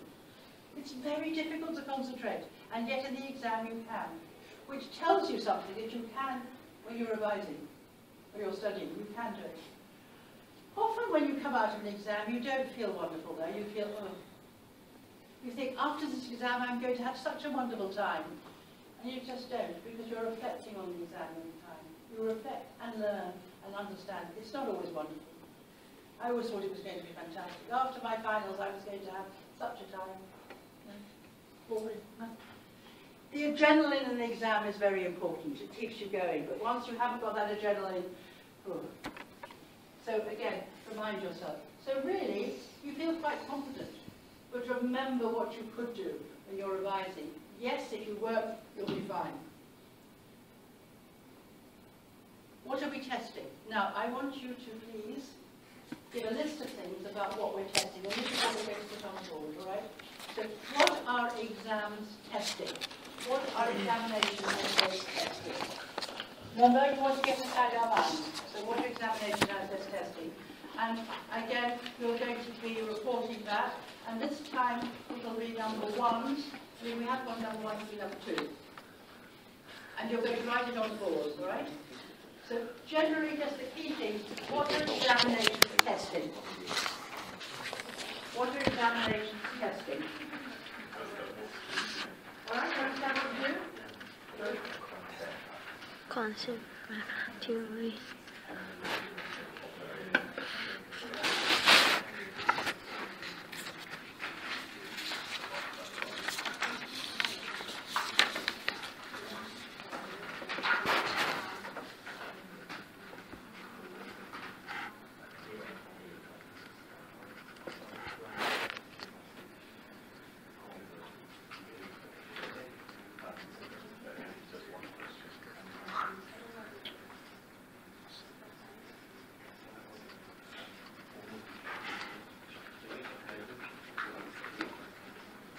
Once you've written it down, right, you right?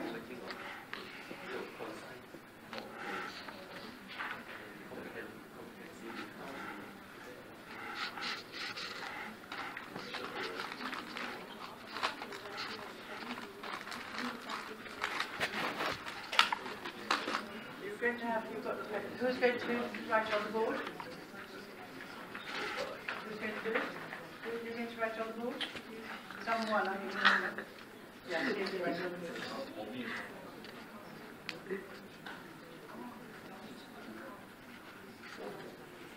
You've got to pay, you've got to pay. Okay?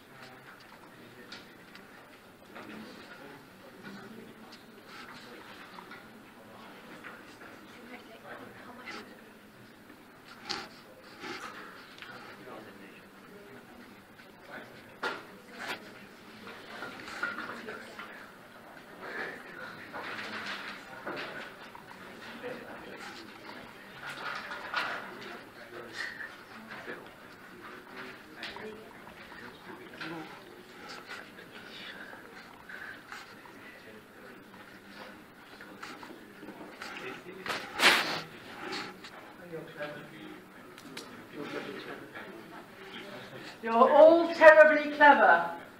I'm very impressed.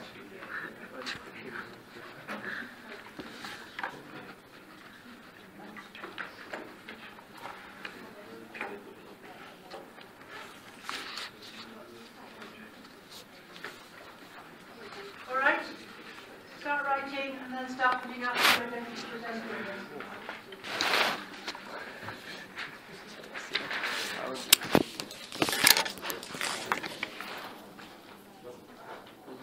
Journal articles, learned journal articles. In all your texts, in all your subjects, you'll have reference to journals.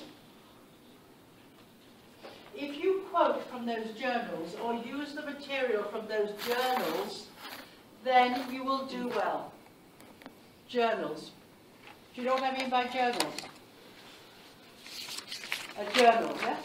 Yeah? So for example, you do management, the Journal of Management Studies. Each topic area will have a journal. So these are original sources. They're people who are writing original research, particularly on finance. Some of you are doing finance. The problem about finance is the whole thing has changed.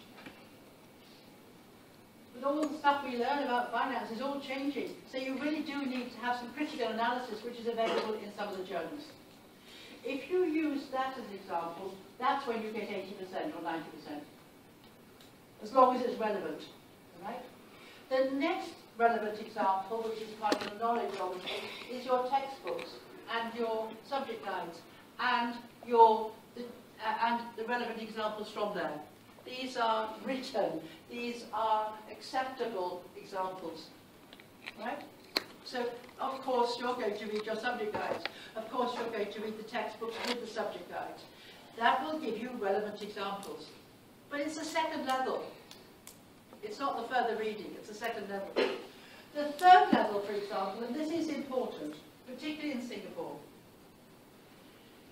you want to have examples for things that are happening now that haven't been written up. Things that are happening in society now. Things that are happening in the financial world now. And they're often either in The Economist or they're in the Straits Times. As long as you can cite them to give examples, but you cannot write a whole essay on the Straits Times.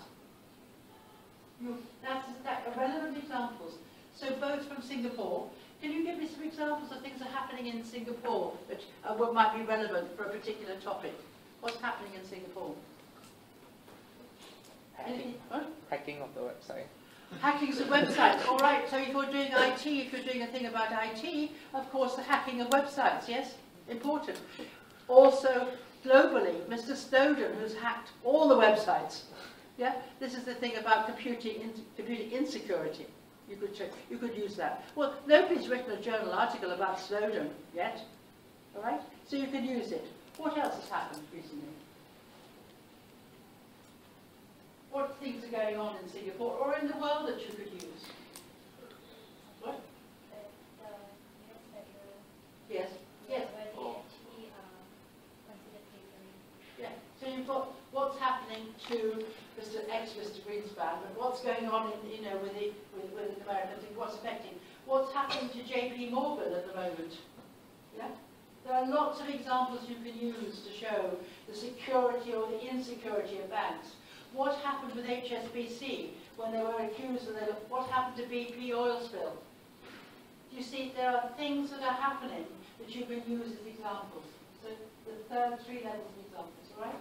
So when you're talking about examples, are important. All right, so we've got knowledge, we've got understanding. I like the word sufficient content. Well, what do we mean by sufficient content? Well, we have to have some meat in the elephant. We have to have some meat in the elephant. I'd far rather you say the ability to answer the question with right? It's not, we don't stuff the elephant full of stuff, or like geese when you give them foie gras. No, this is more than that, all right? This is, again, we have to think about what is the content. Now, so knowledge and understanding, you can pass on knowledge and understanding. You can pass on that. But we're not just going to get that passed. All right. Application is obviously very important. Application, again, demonstrates understanding. Very much, very, very clearly. But the most important way to demonstrate understanding is to do what?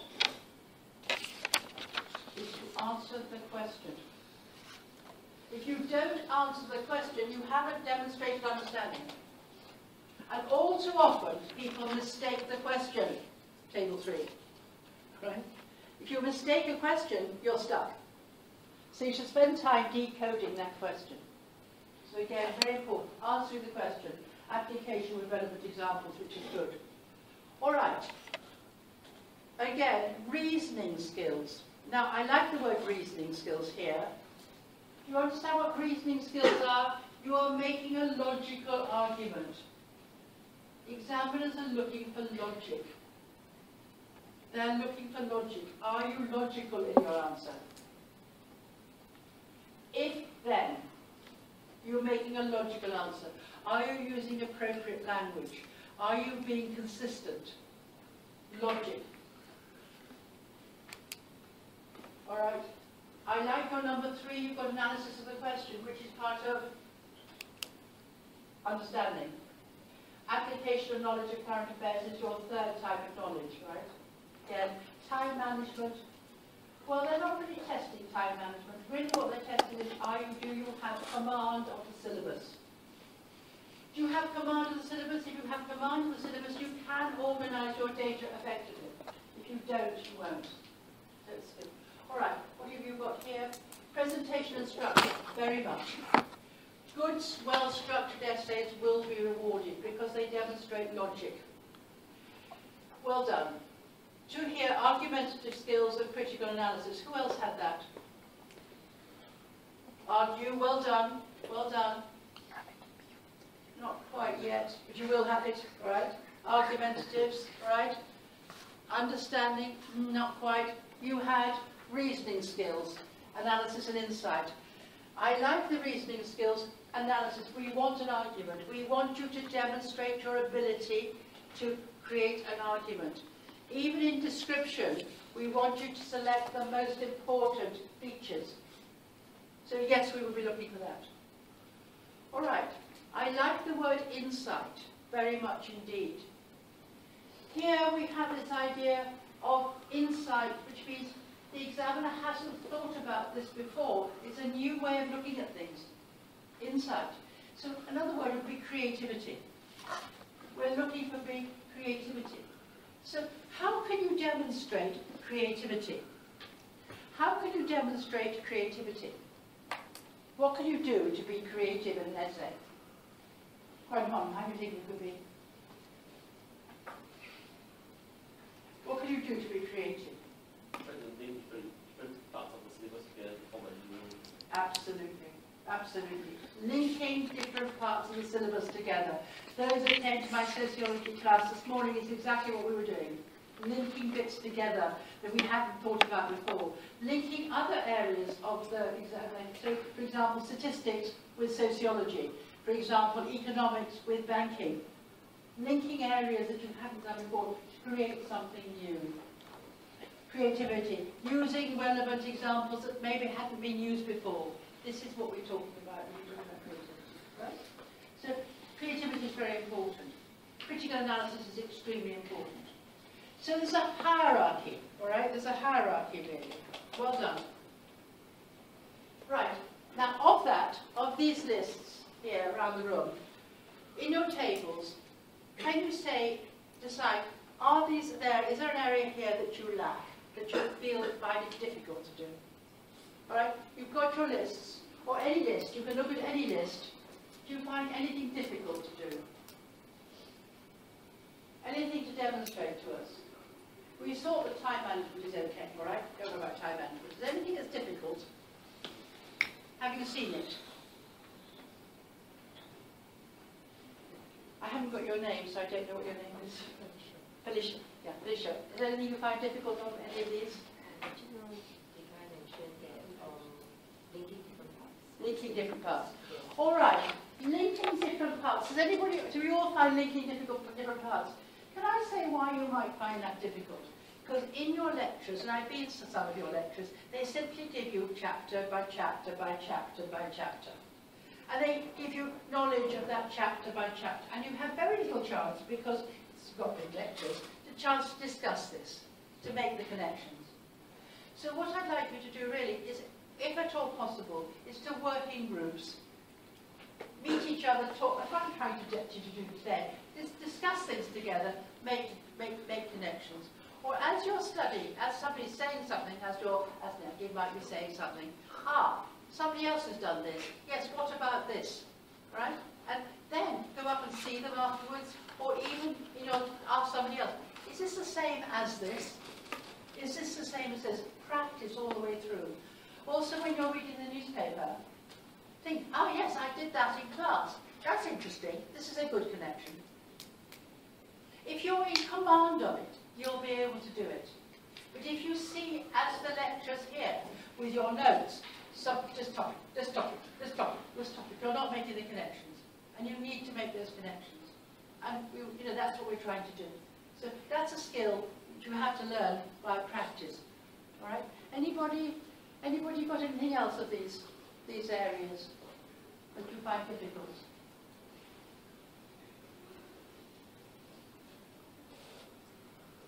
Anything for you find difficult? Or are you all comfortable? Let's look at critical analysis, all right? Do you find it difficult to be critical? Yes. Of course you find it difficult. You're Singaporeans. Because you find it difficult to be critical, because when can you be critical and when you cannot be critical, right? Again, it's not just because we're Singaporeans. A lot of people find it difficult to be critical. We were taught to obey, aren't we? We're taught to not to be critical. You think these people have written something, it's in a textbook, it must be correct. No, not necessarily. So I'm going to suggest criticism is a form of knowledge for you. It's a form of knowledge. You don't need to be critical yourselves. You want to use other people to criticize it. So, for example, in sociology, you'd use Weber to criticize Durkheim. In economics, you would use the neoclassicists to criticize the Keynesianism. It's knowledge. You can criticize them in terms of their theory. You can criticize them in terms of their methods. You can criticize them in terms of their conclusions. It's knowledge. So you yourself do not have to be critical. So make sure you've written that down. Some of you are not writing it down. I'm being critical of you. You must, when I'm giving you these, just to keep it going. Again, what did I say you could be critical of? You could be critical of the assumptions these people have. You could be critical of their perspective. You could be critical of the way they find out about something. You could be critical of their conclusions. You could be critical of the methods they used. Right? You could be critical. Now, again, you yourself don't need to be critical. You can use others to be critical. So it's a knowledge thing. All right? Do you understand? All right, I can be critical. Manchester United is the best football team in the world. Yes? Be critical. Are they? There's still many others. There are many others who are better in what way?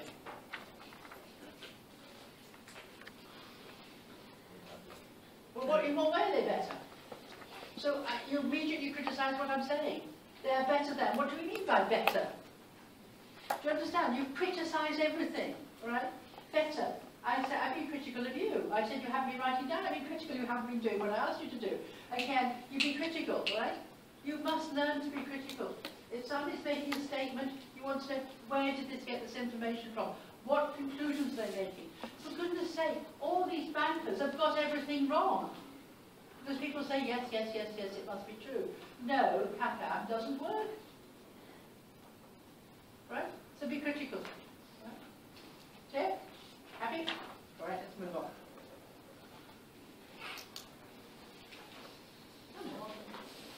Right.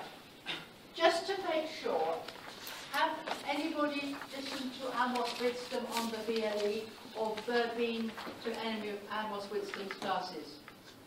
Amos Wisdom, have you looked at him on the virtual learning environment? Are you doing economics? What? You have. Are you doing economics? Have you done an economics subject? Have you been on the BLE? Have you seen Amos Wisdom? You've been to his classes, all right, you've been to his classes. Have you been to his classes? No. Are you doing economics? Economics. What? No. You haven't, but have you been on, you're doing economics this year? No. No, you're not. What? But no, but you're doing economics. Aren't you doing an economics subject? Oh, yeah. Yeah. First year. First year, yes. Amos Wisdom. Some of you have been to his classes, some of you have been on the VLE. What does he say? There is no point in studying this subject unless you've got command of it. What does he mean, command? He means command in terms of just like an officer in the army, they have command of their troops. They won't let the troops disappear. They know exactly what's going on. Your parents have command of you. I don't mean they boss you around, I mean they control you. Right? You must have command of the subject. You can't say, oh my goodness, I don't know what the subject's all about. You'll be able to have command of it. So in order to pass the exam, you have to have command of the syllabus. All right. Now, again, we've done the first one. The second one, the hierarchy. What's the most important skill that we looked at? What's the most important aspect that you looked at? Knowledge, understanding of the knowledge. And how do you demonstrate that? Through appropriate examples in the essay title. By the appropriate examples and by answering the question. Right? How do you be critical? How are you critical? You question the question. You question the question. You also use it by using other people's criticisms of particular statements. All right? How do you be creative? How are you creative? You link different aspects together, all right? So that's how you do it, all right? So again, in terms of the structure.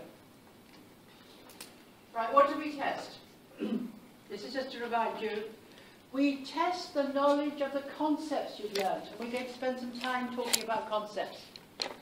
We, again, paradigms. Now, what is the meaning of the word paradigm? Have you come across that word paradigm before? Just look at me, have you? What does paradigm mean? A perspective, an approach. So there are different paradigms. There are different paradigms in economics, there are different paradigms in sociology. So you have to talk in those paradigms. You can't mix them around in the subjects. Again, you've satisfied the learning outcomes. Where do you get the learning outcomes? Learning outcomes, what do you know where the learning outcomes are? Every subject you take will have a course information sheet with the learning outcomes on it. By the end, you should be able to have the particular skill. Your ability to use the language, style and approach expected by the examiners. Please, the language level in Singapore is getting lower and lower and lower. You are writing not in even sentences now. The ones that turned up into my sociology class I showed you. They're not even in sentences.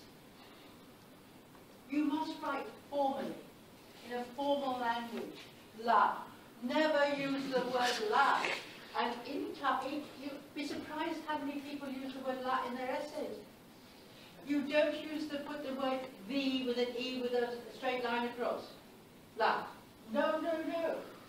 Each sentence has a verb. Right? You must use appropriate language. You're not twittering. You're not WhatsApping. Do you know what's happened to my language? Since I've started doing WhatsApp, Facebook, Twitter, my sentences are becoming shorter. They haven't got verbs in them. It's terrible. I was writing to a friend who wrote the most beautiful, beautiful email to me, lovely things in it. And I wrote back and I read it and I thought, this is terrible. Really bad. Because we're so used to the shorthand language, we're not used to writing in some long sentences, giving explanations with clauses and things. We want formal logic, right? Not simply verbs. So imagine you're writing an essay to somebody, not a WhatsApp. But we have different languages. We use different languages with different concepts. Deep and surface learning. Now, this is what people worry about. In the exams, they'll say, has this student demonstrated deep or surface learning? Now, it worries because people don't know what deep learning is. Surface learning is simple description. This house is red, right? That would be surface learning. This house is made of bricks, surface learning.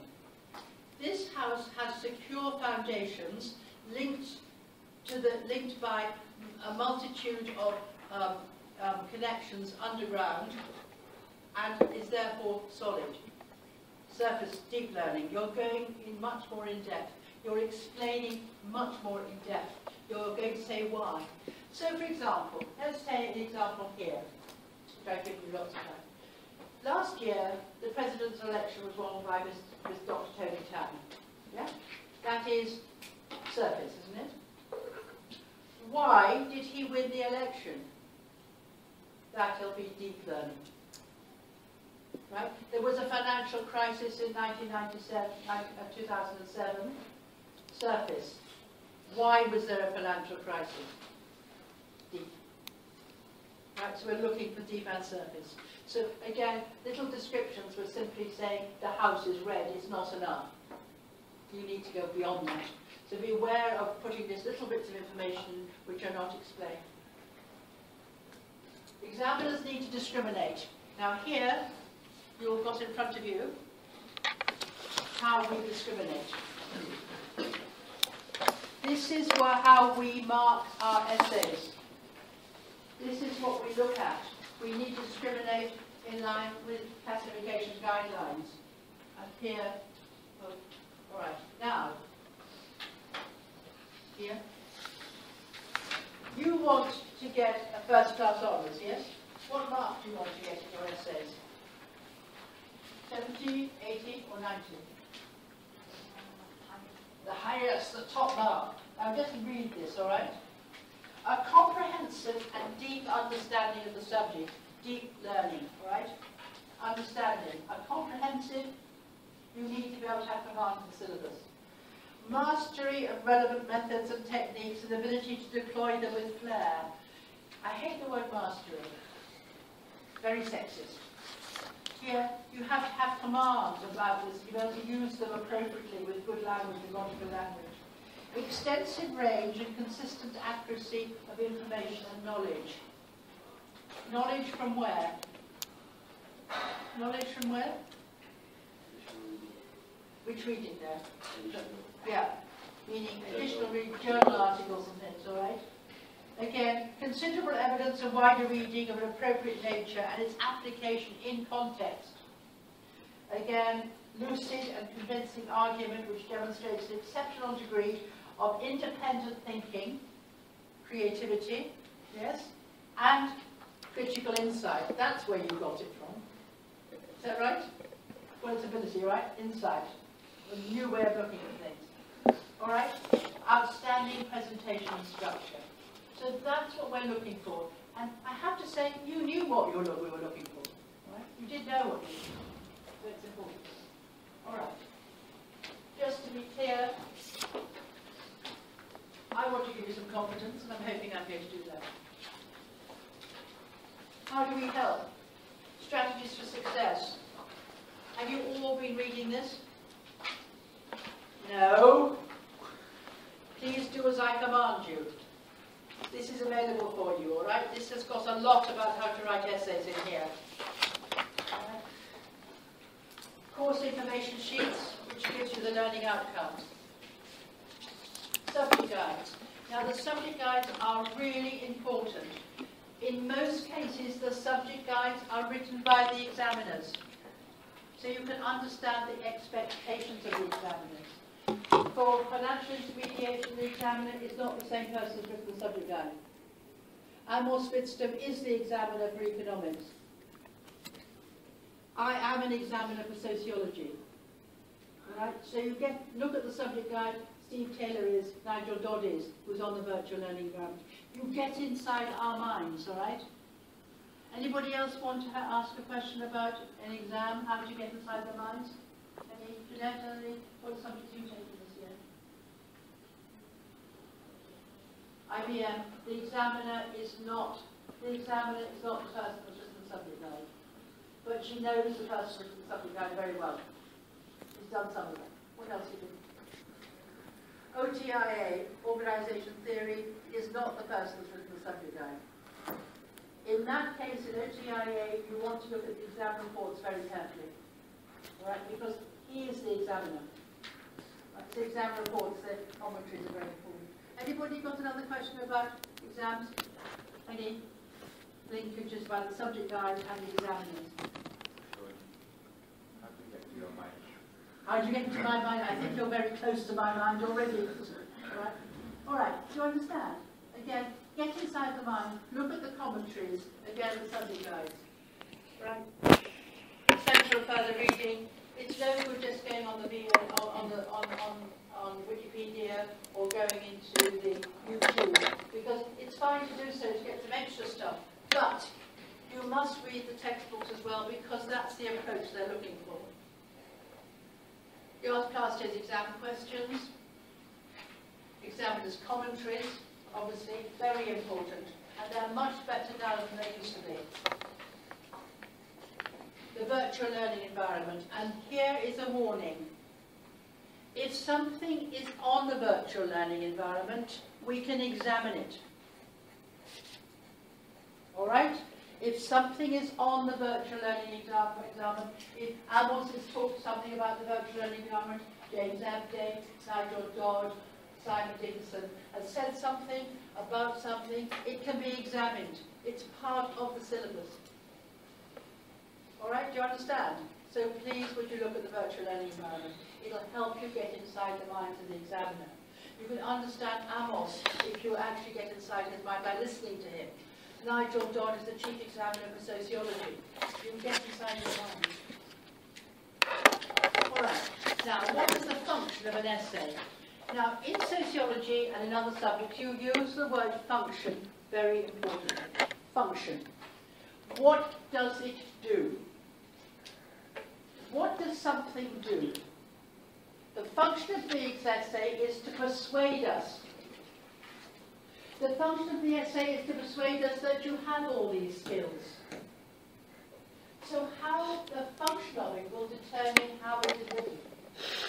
It will determine its structure. Let's think about it. What's the most expensive car in Singapore? Lamborghini. It's funny, isn't it? Lamborghini is not popular anywhere else, but here, what's the shape of a Lamborghini? What's the structure of a Lamborghini? Is it very sleek or is it very chunky? It's very sleek. Why is it very sleek? It's very modern. It's very sleek in order to go very fast. But really, what's the point of going fast in Singapore? So what's its real function? Why do people buy Lamborghinis? To impress. It's a status symbol, isn't it? And it's, the Sultan of Brunei has got 3 lotuses. 3 lotuses? What to do? It's red, to impress. So the structure of the essay is to persuade us. and will depend on its function. The function is to persuade us that you have all these skills. So that's how you have to structure it. Okay? What's a good essay? It will depend on its function. For the University of London, it demonstrates your knowledge, understanding, ability to construct an argument, to illustrate relevant data and examples, and it demonstrates your creativity. All the things we've been talking about, right? You need to persuade the examiners that you have these skills. All right, so the function, the structure of your essay will depend on its function, and its function is to persuade.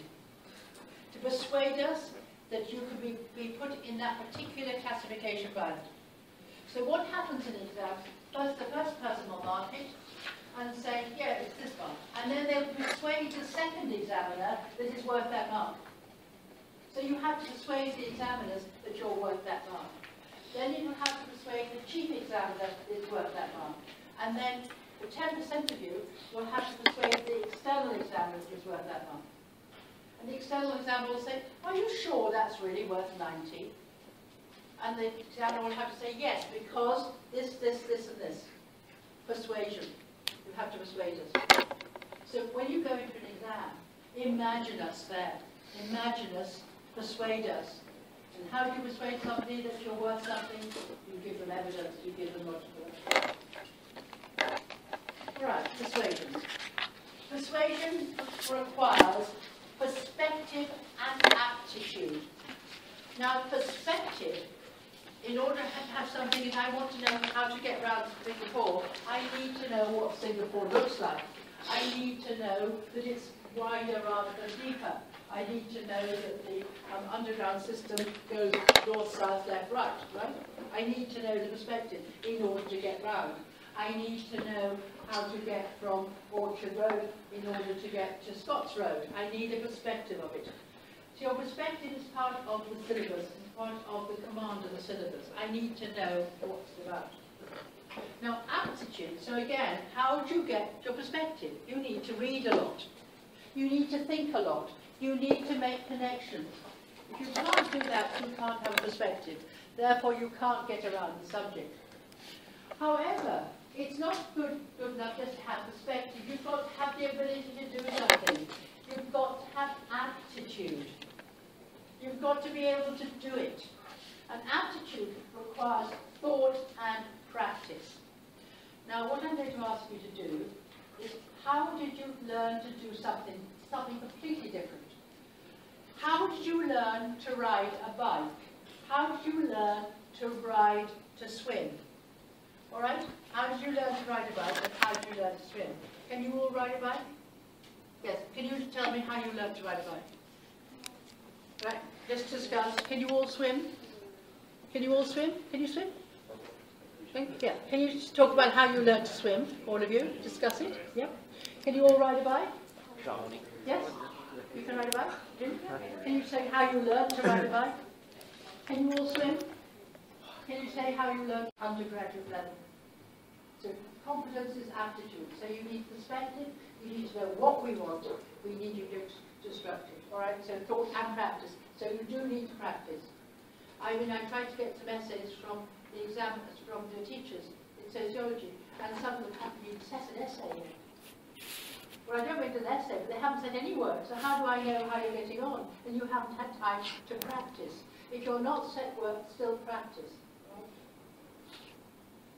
All right. Now, when we start, you need to have confidence to question the question. You get a question, you don't say, here is the question, here are my floats, here is my answer. You question the question rather than learn an answer. Now, what I want you to do here is to learn to question the question. So, Amy, your point was absolutely right. Your practice is to question the question. How can you question this question? Right? Globalization is an inevitable consequence of the IT revolutions. Discuss. How can you question that question? In your groups, discuss, can you? How can you question it? What can you do with that question? I don't want the answer. How would you question it? What? In your group, right? Globalization.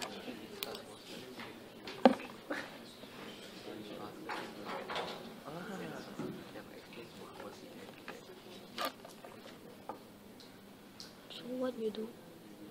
Firstly, you ask what is globalization. Then They ask what is inevitable. That's what is the consequence.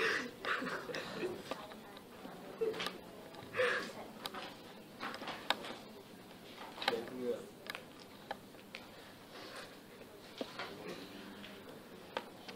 you just link the key points.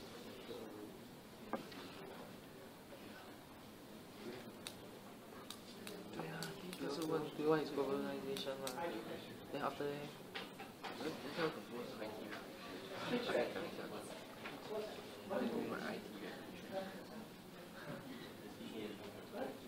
example of an IT revolution.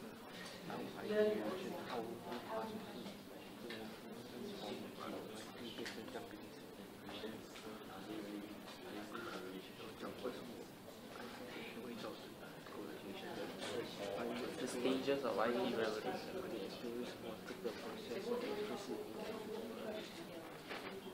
So secondly, the stages probably okay, what is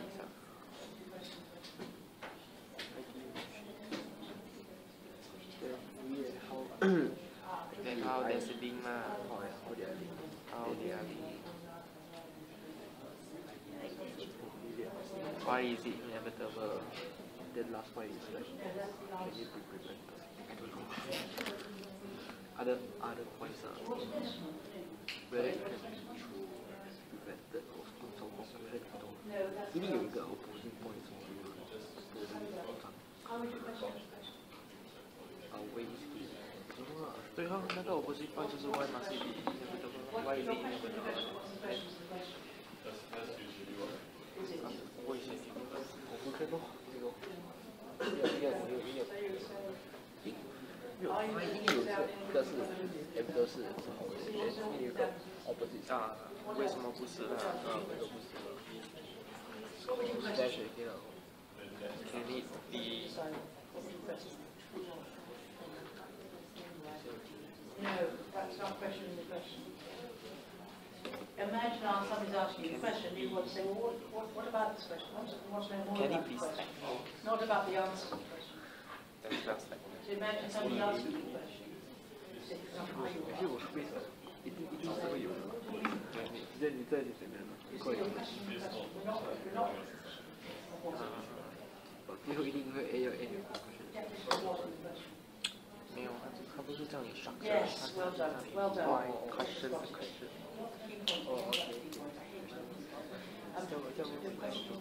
这样啊，这是个 Understand? What do you mean by this? What have you got? What is globalization? Oh, What is IT revolution? Exactly. How are they linked? Why is it inevitable? Well, no. The first two is right.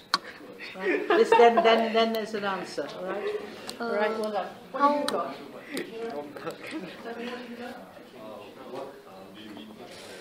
Oh, wonderful. You forgot the answer. All right. Some of you have got the answer. Some of you didn't. But this is the best group in terms of decoding this question. I asked you, what can you question about this question?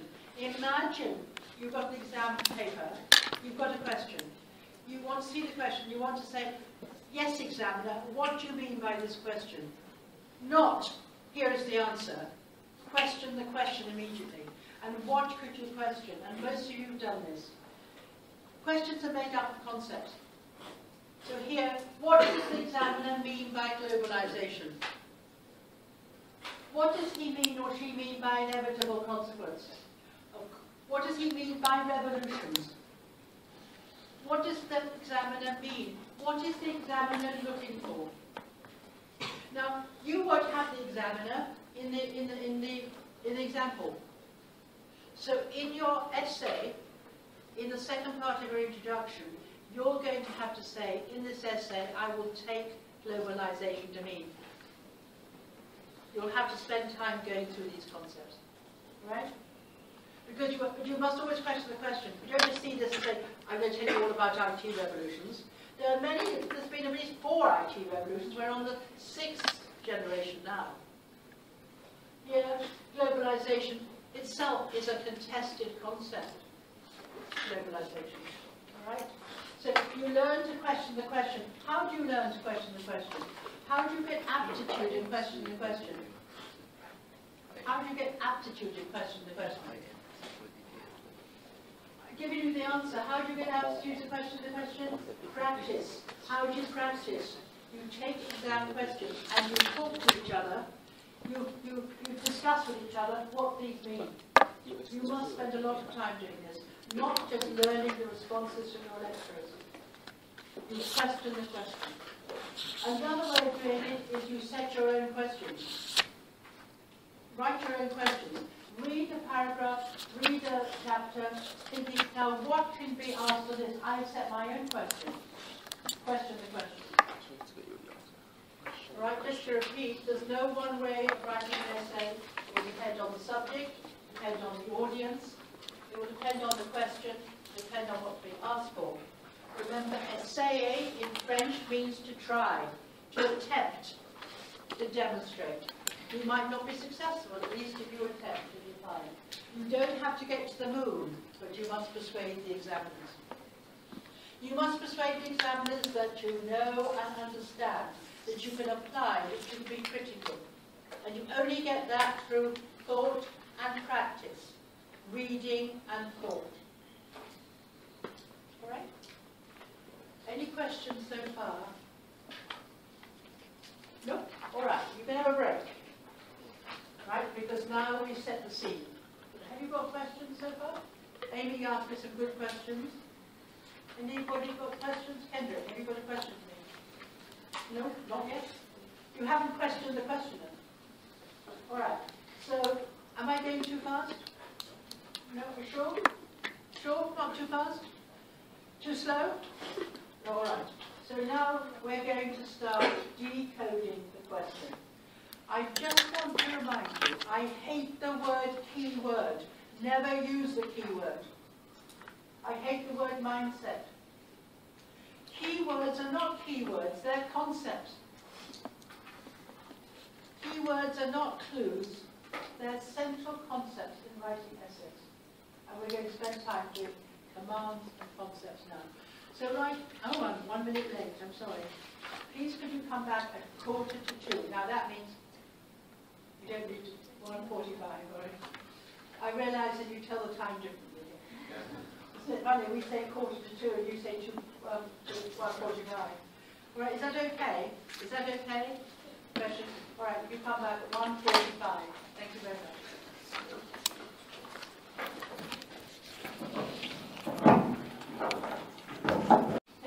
What are the causes of things? Why do things happen? A student, if I speak to a student at a senior, I say good morning, they will say, this is normally, how do you know it's a good morning? They criticize everything. So really, the approach is not like the sort of, very much the sort of A-level approach, where you just give a lot of knowledge. You have to be critical. They are puzzles. We set you puzzles to think. So you question the question. All right. Again, you must address the question as if it was a puzzle to be solved. We have to say, in some ways, is a puzzle, is an answer.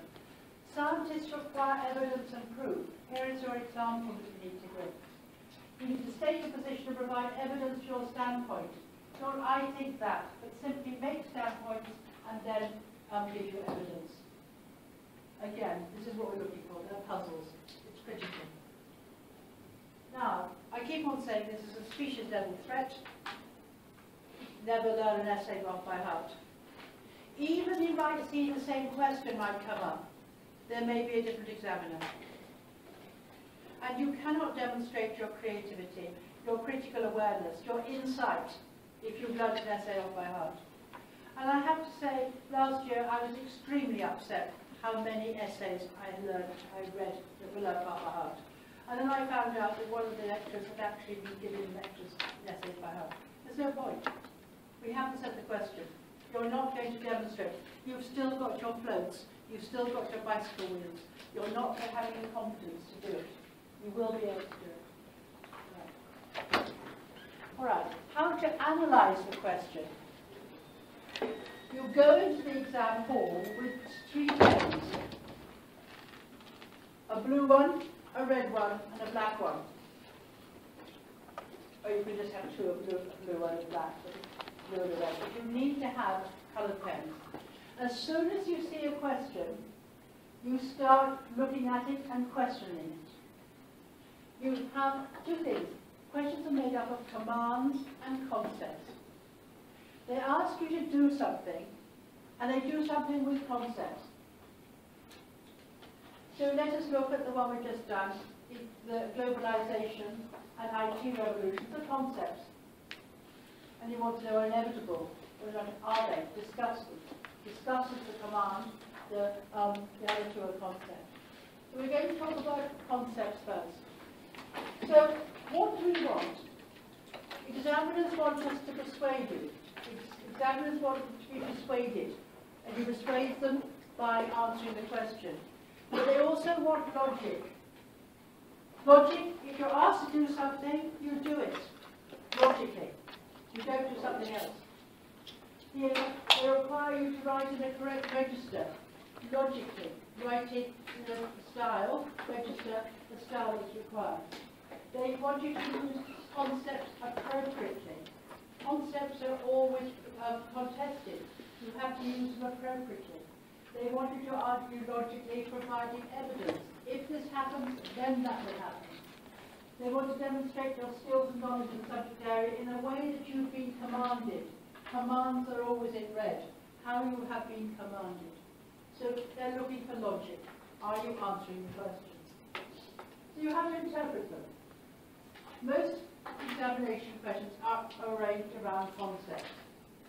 Examiners are testing the meanings of these concepts, whether you understand how they should be used, and where you use them in a different way.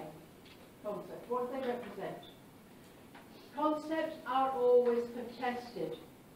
They're used differently in different subject areas.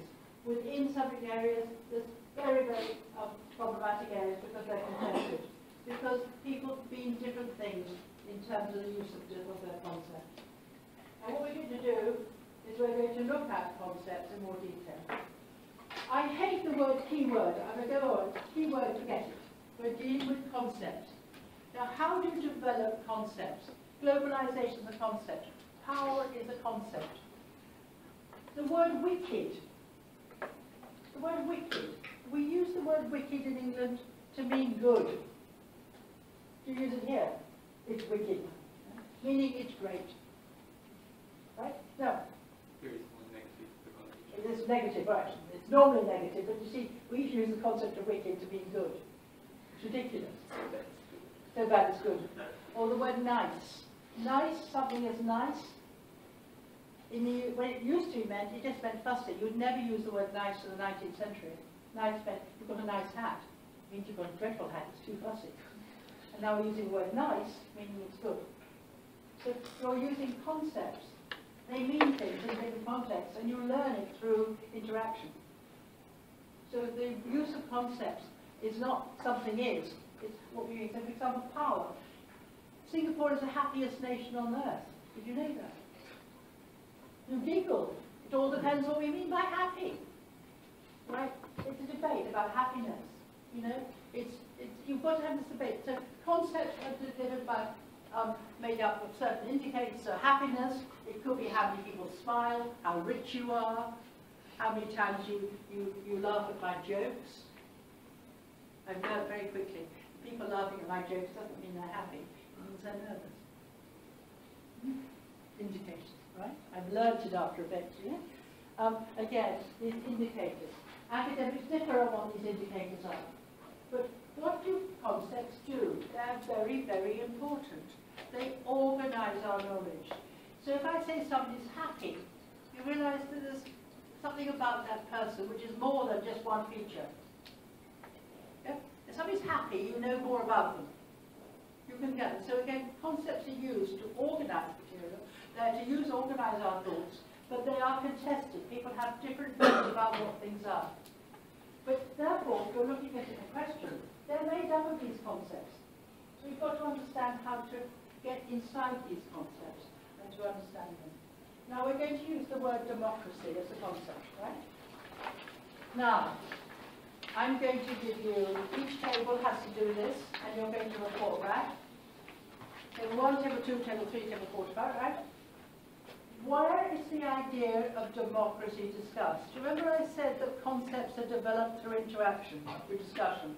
Where is democracy discussed? What is the opposite of democracy? What are the characteristics of democracy? And do you think there are problems with this, people acting differently? Think about it, yeah? So where is the idea of democracy discussed? What is the opposite? So when you're dealing with a concept, you say what it is, what it's not, and what its features are. In sociology, we did this. Yeah? So we do the same thing here, all right? Did you understand what to do first in your group? 1, 2, 3, 4. Did you understand? Yeah? So where is the idea of democracy discussed? Do the first one first, and I'll come around.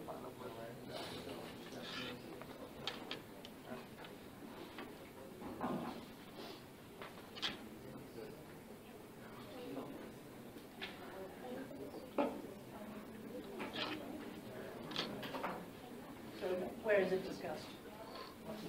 Where is the idea of democracy discussed? Where do you hear the word democracy discussed? Yes, now that's another concept though, isn't it? So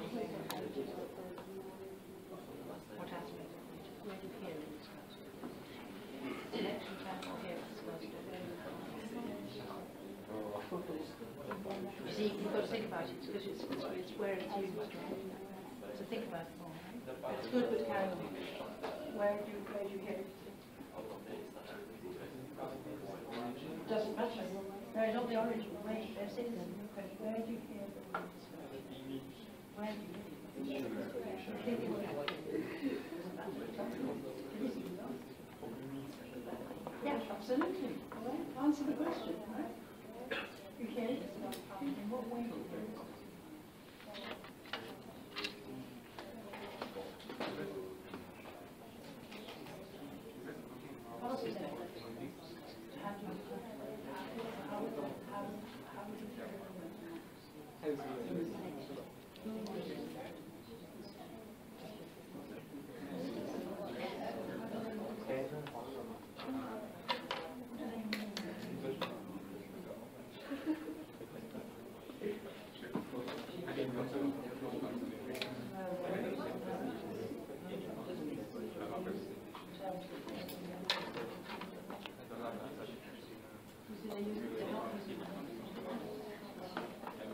Other people might.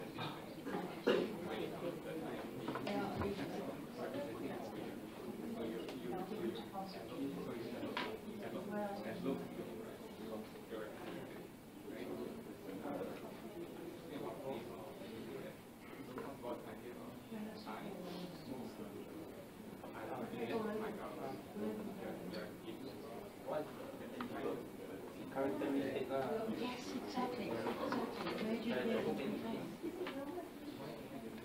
you hear them? Come on. They're using something. They're using something. Understand? Think about it.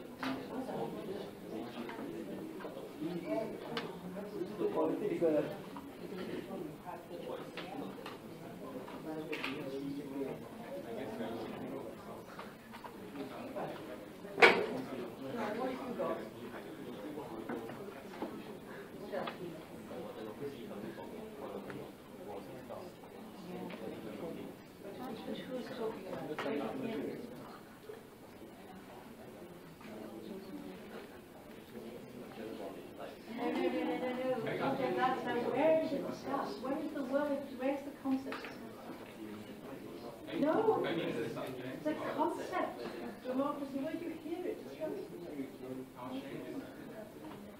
Where?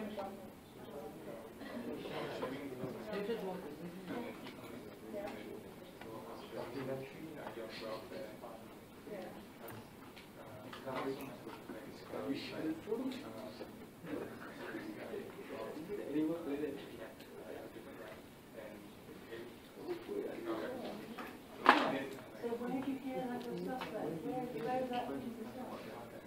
Yes. Yes, but who does it? Academics discuss